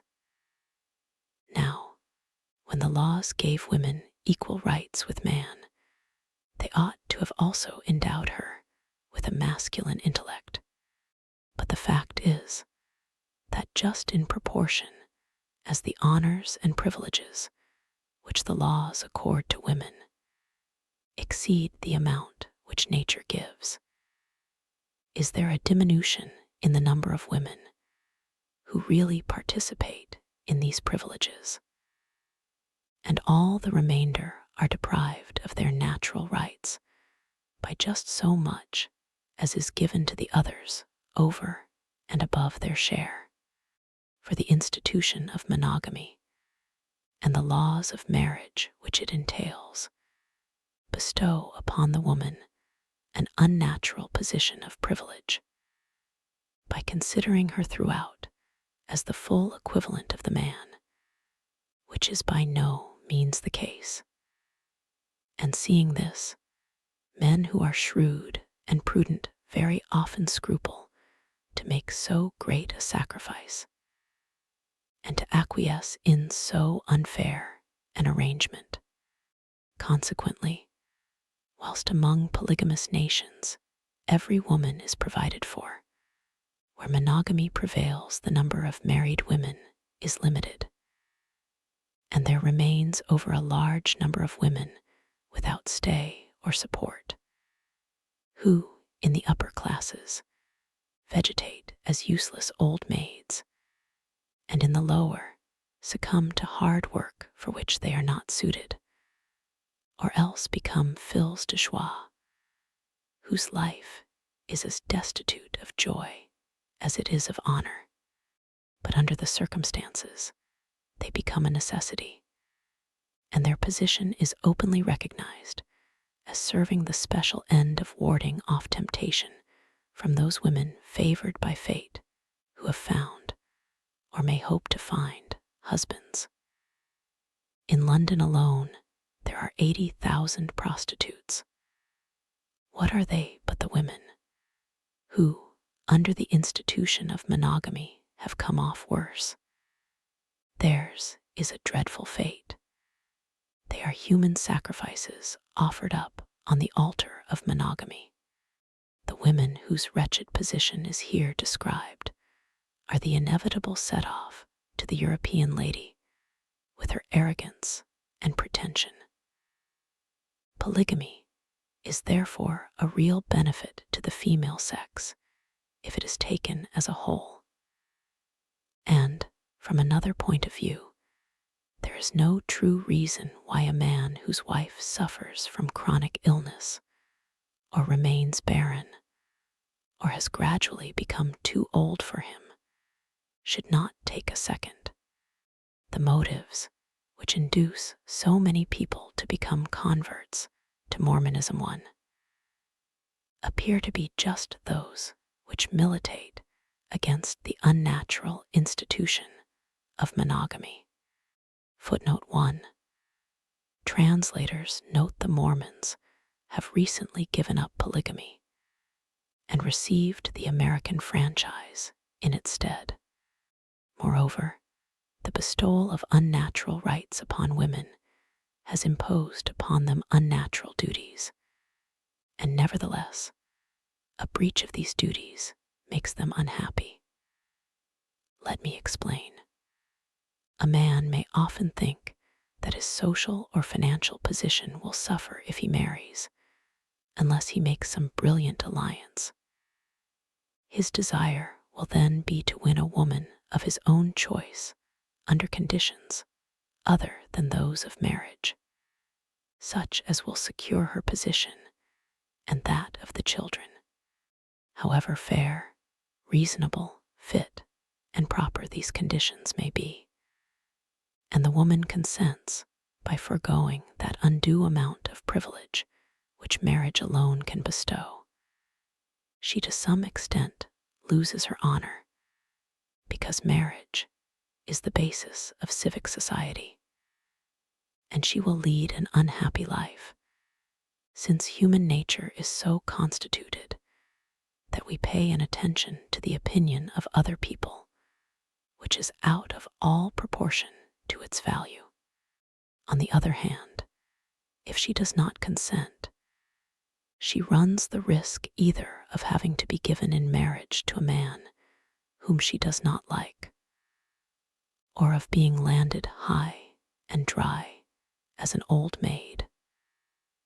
For the period during which she has a chance of being settled for life is very short, and in view of this aspect of the institution of monogamy, Timasius' profoundly learned treatise, De Concubinatu, is well worth reading, for it shows that amongst all nations and in all ages, down to the Lutheran Reformation, concubinage was permitted, nay, that it was an institution which was to a certain extent actually recognized by law, and attended with no dishonor. It was only the Lutheran Reformation that degraded it from this position. It was seen to be a further justification for the marriage of the clergy. And then, after that, the Catholic Church did not dare to remain behindhand in the matter. There is no use arguing about polygamy. It must be taken as de facto existing everywhere, and the only question is as to how it shall be regulated. Where are there, then, any real monogamists? We all live, at any rate, for a time, and most of us always, in polygamy. And so, since every man needs many women, there is nothing fairer than to allow him, nay, to make it incumbent upon him, to provide for many women. This will reduce woman to her true and natural position as a subordinate being. And the lady, that monster of European civilization and Teutonico-Christian stupidity, will disappear from the world, leaving only women, but no more unhappy women, of whom Europe is now full. In India, no woman is ever independent, but in accordance with the law of Mamu 1, she stands under the control of her father, her husband, her brother, or her son. It is, to be sure, a revolting thing that a widow should immolate herself upon her husband's funeral pyre, but it is also revolting that she should spend her husband's money with her paramour's the money for which he toiled his whole life long, in the consoling belief that he was providing for his children. Happy are those who have kept the middle course medium, tenorabiti. Footnote 1, ch. v. 148. The first love of a mother for her child is, with the lower animals as with men, of a purely instinctive character, and so it ceases when the child is no longer in a physically helpless condition. After that, the first love should give way to one that is based on habit and reason. But this often fails to make its appearance, especially where the mother did not love the father. The love of a father for his child is of a different order and more likely to last, because it has its foundation in the fact that in the child he recognizes his own inner self. That is to say, his love for it is metaphysical in its origin. In almost all nations, whether of the ancient or the modern world, even amongst the Hottentots, one property is inherited by the male descendants alone. It is only in Europe that a departure has taken place, but not amongst the nobility, however, that the property which has cost men long years of toil and effort, and been won with so much difficulty, should afterwards come into the hands of women, who then, in their lack of reason, squander it in a short time, or otherwise fool it away, is a grievance and a wrong as serious as it is common, which should be prevented by limiting the right of women to inherit.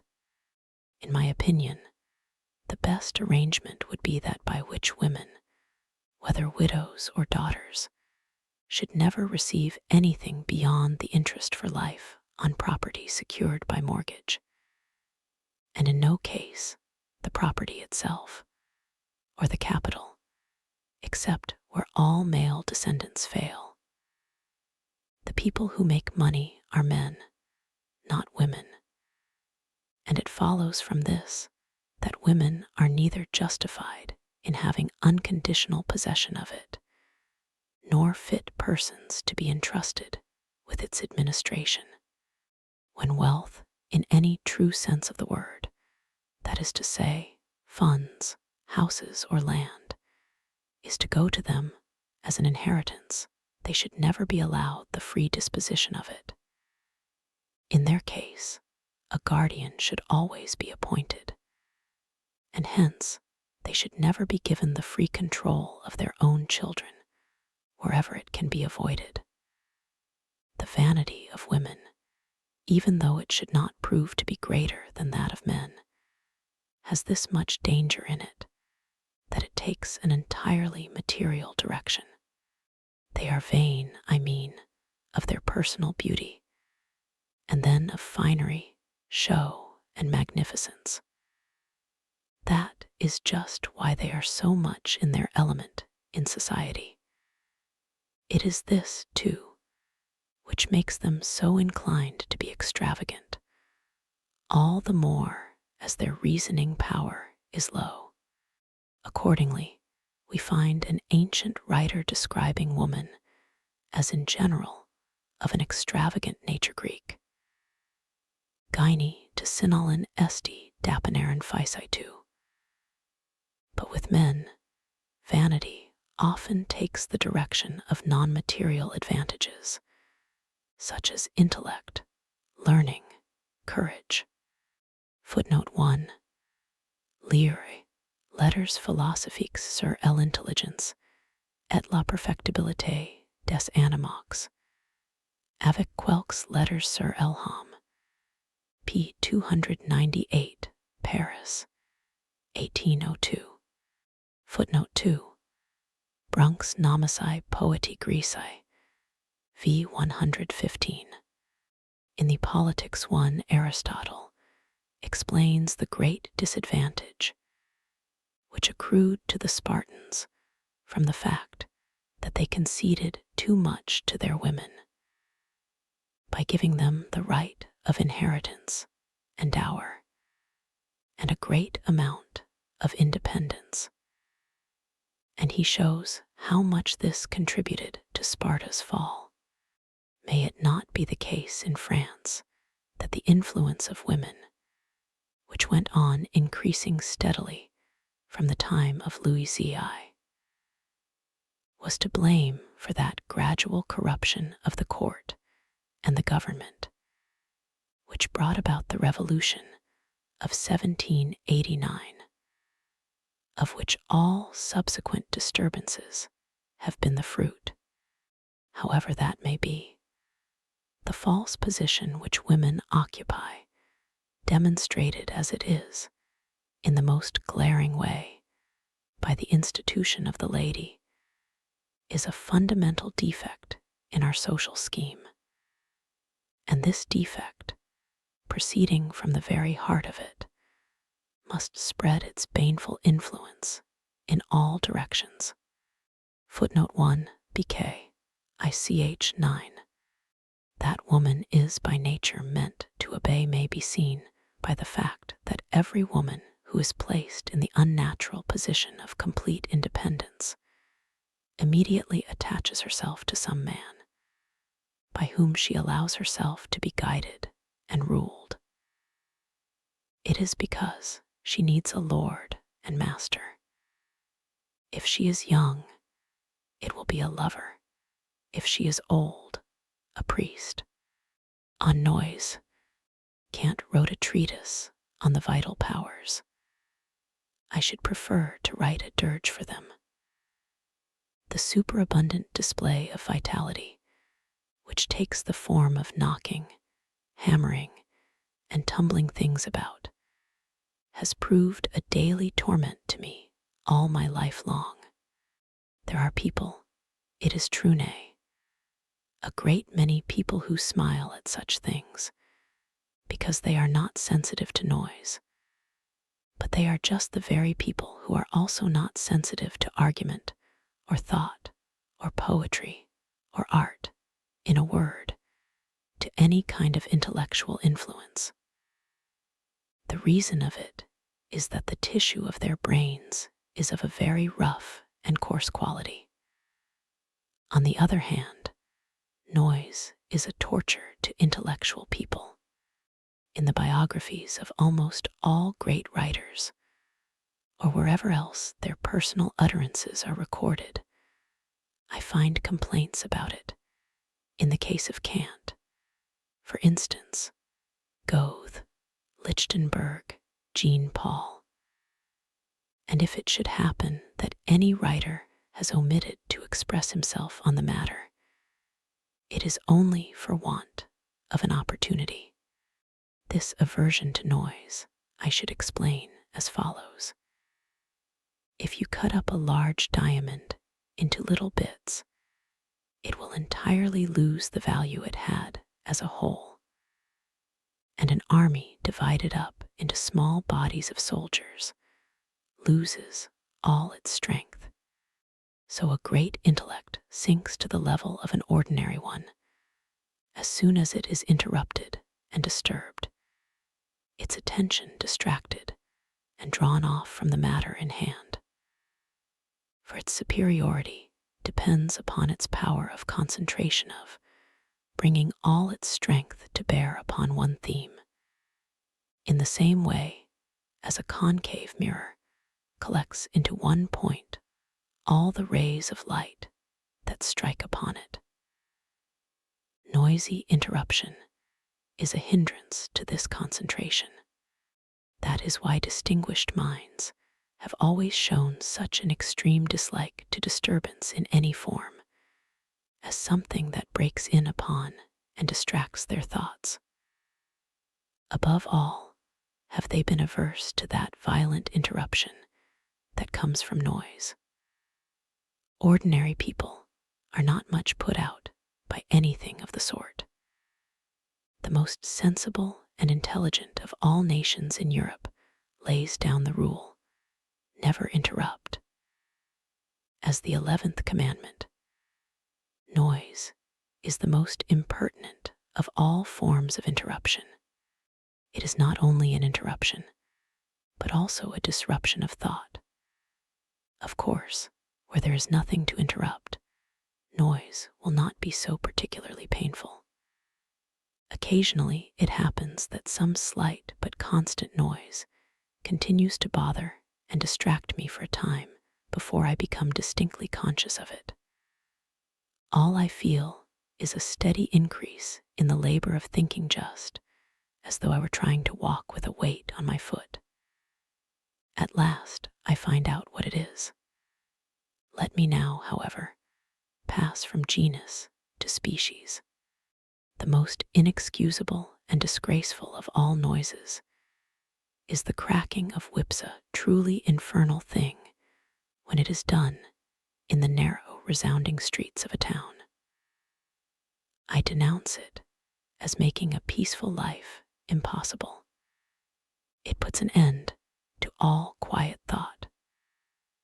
That this cracking of whips should be allowed at all seems to me to show, in the clearest way, how senseless and thoughtless is the nature of mankind. No one with anything like an idea in his head can avoid a feeling of actual pain at this sudden, sharp crack, which paralyses the brain, rends the thread of reflection, and murders thought. Every time this noise is made, it must disturb 100 people who are applying their minds to business of some sort, no matter how trivial it may be. While on the thinker, its effect is woeful and disastrous, cutting his thoughts asunder, much as the executioner's axe severs the head from the body. No sound, be it ever so shrill, cuts so sharply into the brain as this cursed cracking of whips. You feel the sting of the lash right inside your head, and it affects the brain in the same way as touch affects a sensitive plant, and for the same length of time. With all due respect for the most holy doctrine of utility, I really cannot see why a fellow who is taking away a wagon load of gravel or dung should thereby obtain the right to kill in the bud the thoughts which may happen to be springing up in 10,000 heads, the number he will disturb one after another in half an hour's drive through the town. Hammering, the barking of dogs, and the crying of children are horrible to hear, but your only genuine assassin of thought is the crack of a whip. It exists for the purpose of destroying every pleasant moment of quiet thought that anyone may now and then enjoy. If the driver had no other way of urging on his horse than by making this most abominable of all noises, it would be excusable. But quite the contrary is the case. This cursed cracking of whips is not only unnecessary, but even useless. Its aim is to produce an effect upon the intelligence of the horse, but through the constant abuse of it, the animal becomes habituated to the sound, which falls upon blunted feelings and produces no effect at all. The horse does not go any faster for it. You have a remarkable example of this in the ceaseless cracking of his whip on the part of a cab driver, while he is proceeding at a slow pace on the lookout for a fare. If he were to give his horse the slightest touch with the whip, it would have much more effect. Supposing, however, that it were absolutely necessary to crack the whip in order to keep the horse constantly in mind of its presence, it would be enough to make the 100th part of the noise. For it is a well-known fact that, in regard to sight and hearing, animals are sensitive to even the faintest indications. They are alive to things that we can scarcely perceive. The most surprising instances of this are furnished by trained dogs and canary birds. It is obvious, therefore, that here we have to do with an act of pure wantonness, nay, with an impudent defiance offered to those members of the community who work with their heads by those who work with their hands. That such infamy should be tolerated in a town is a piece of barbarity and iniquity, all the more as it could easily be remedied by a police notice to the effect that every lash shall have a knot at the end of it. There can be no harm in drawing the attention of the mob to the fact that the classes above them work with their heads, for any kind of head work is mortal anguish to the man in the street.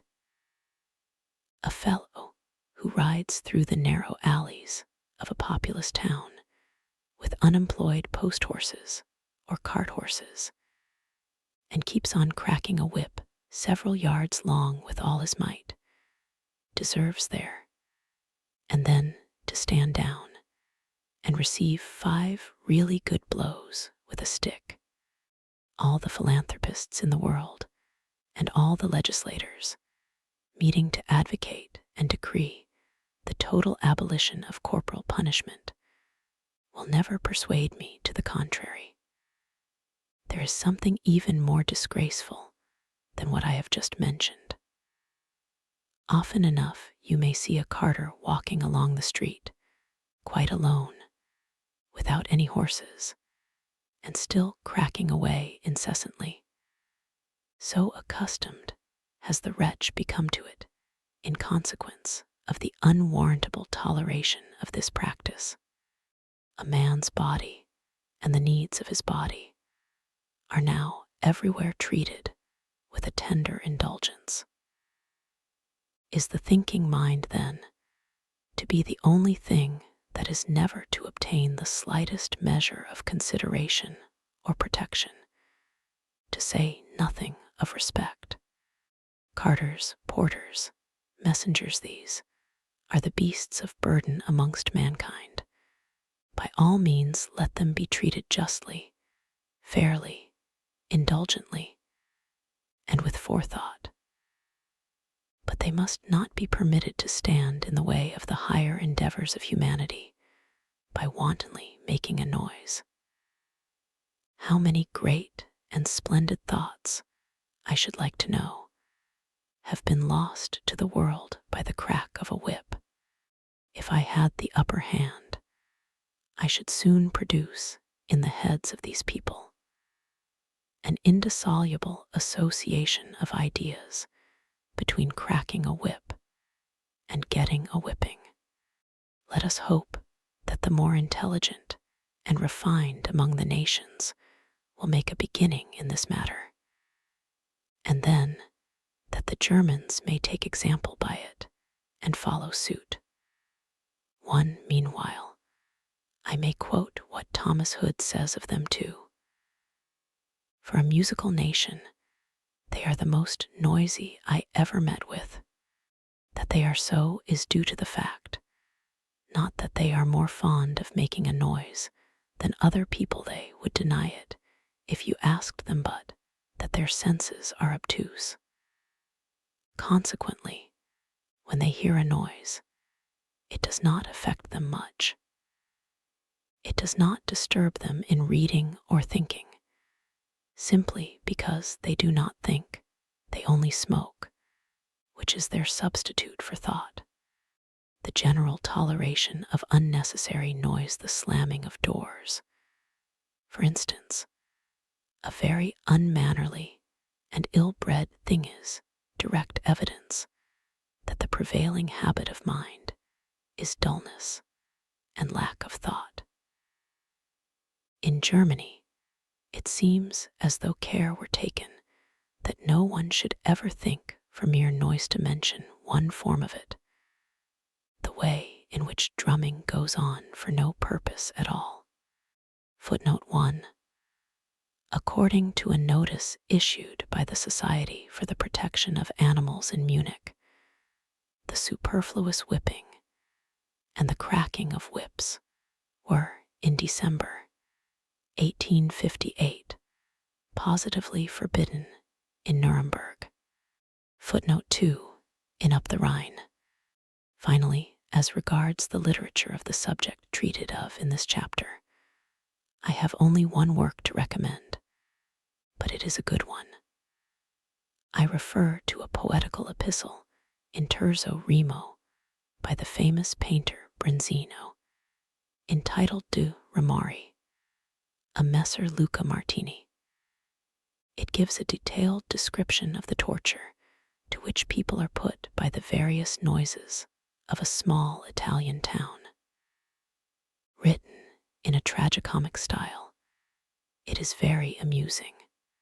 The epistle may be found in Opera Burlesque del Berni, Aretino ed Altri, Vol. I. p. 258, apparently published in Utrecht in 1771. A few parables.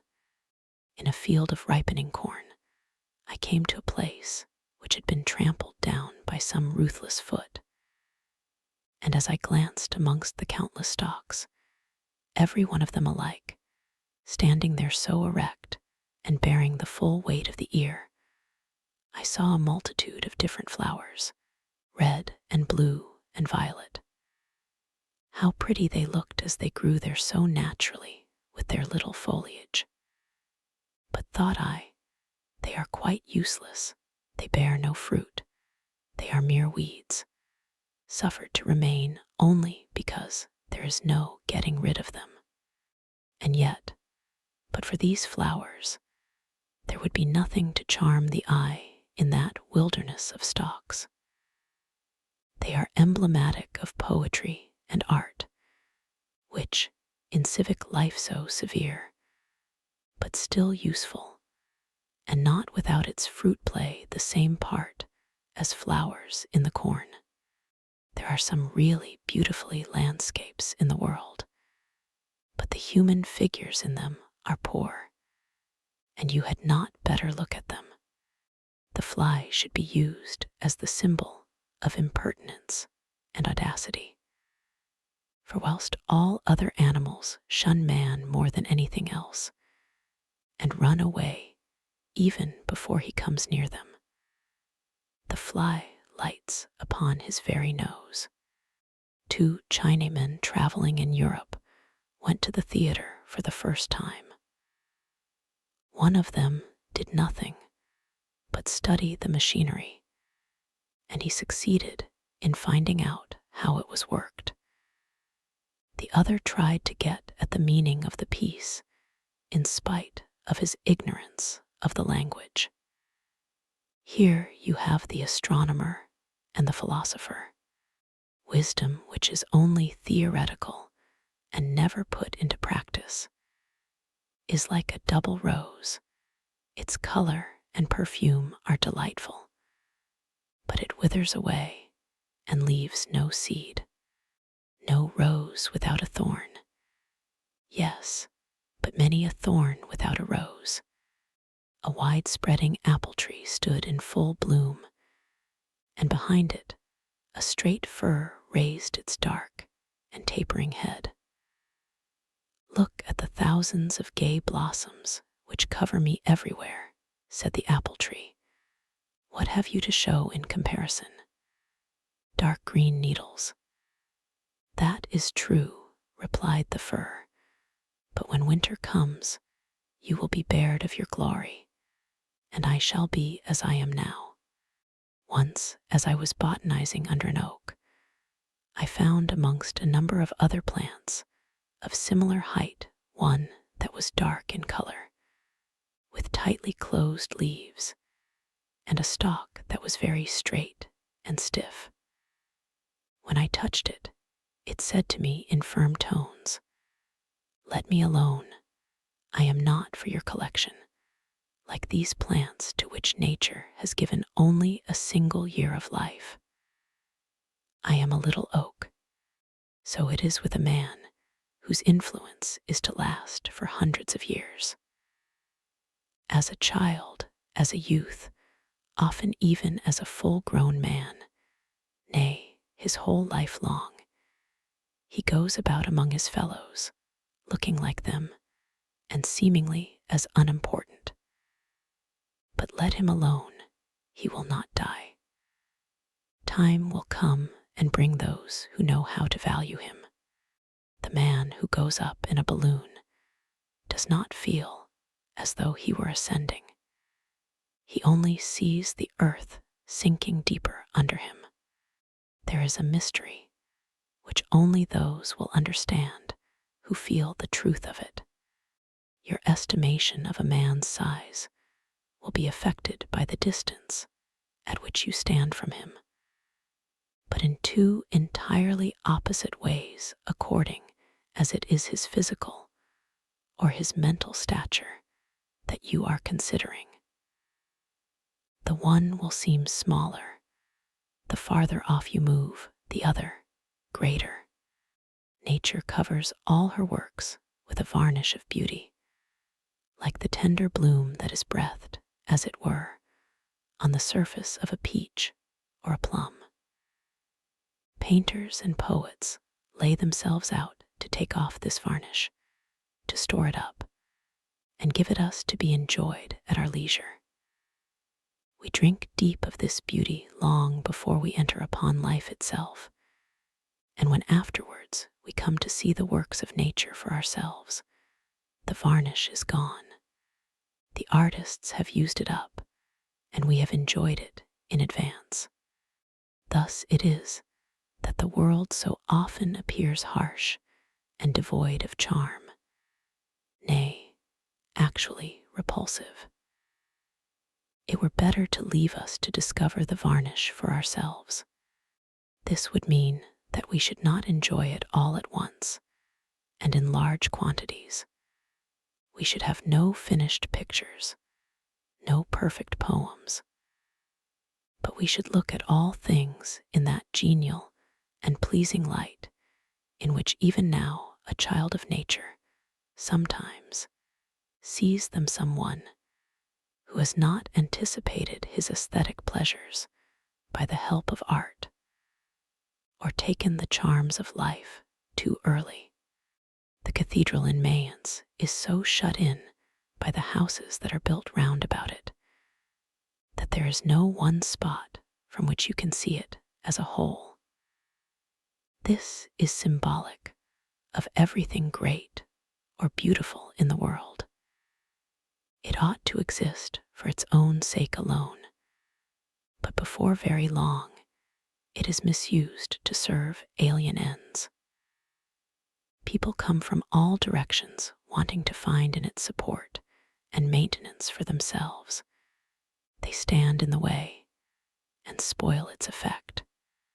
To be sure, there is nothing surprising in this, for in a world of need and imperfection, everything is seized upon which can be used to satisfy want.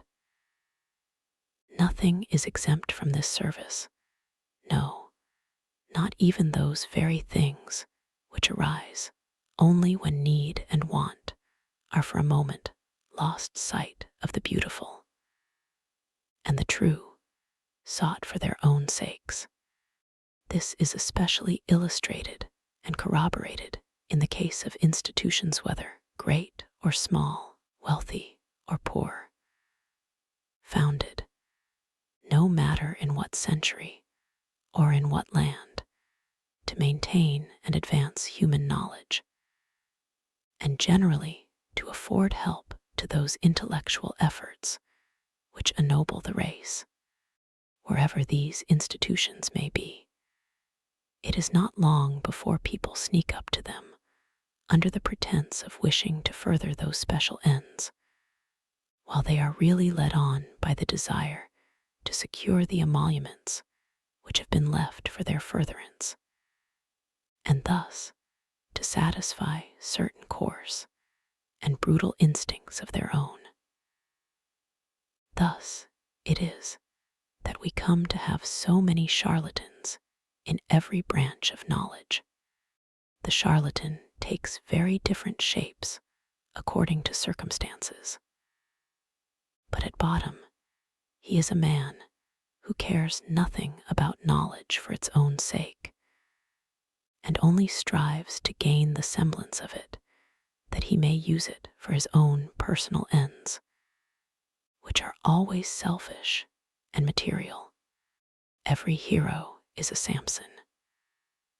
The strong man succumbs to the intrigues of the weak and the many, and if in the end he loses all patience, he crushes both them and himself.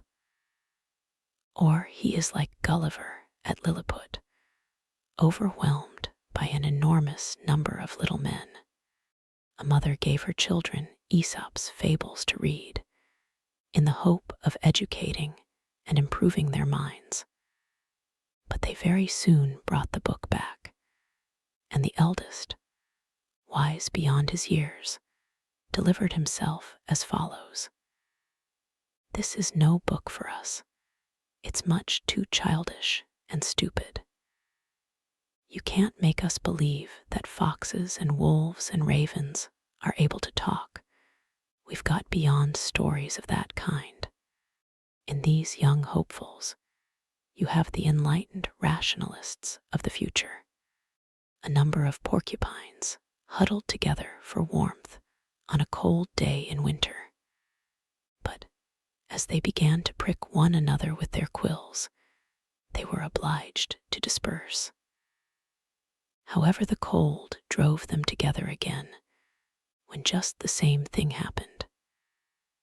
At last, after many turns of huddling and dispersing, they discovered that they would be best off by remaining at a little distance from one another. In the same way, the need of society drives the human porcupines together, only to be mutually repelled by the many prickly and disagreeable qualities of their nature. The moderate distance, which they at last discover to be the only tolerable condition of intercourse, is the code of politeness and fine manners, and those who transgress it are roughly tolden the English phrase to keep their distance. By this arrangement, the mutual need of warmth is only very moderately satisfied. But then people do not get pricked. A man who has some heat in himself prefers to remain outside, where he will neither prick other people nor get pricked himself.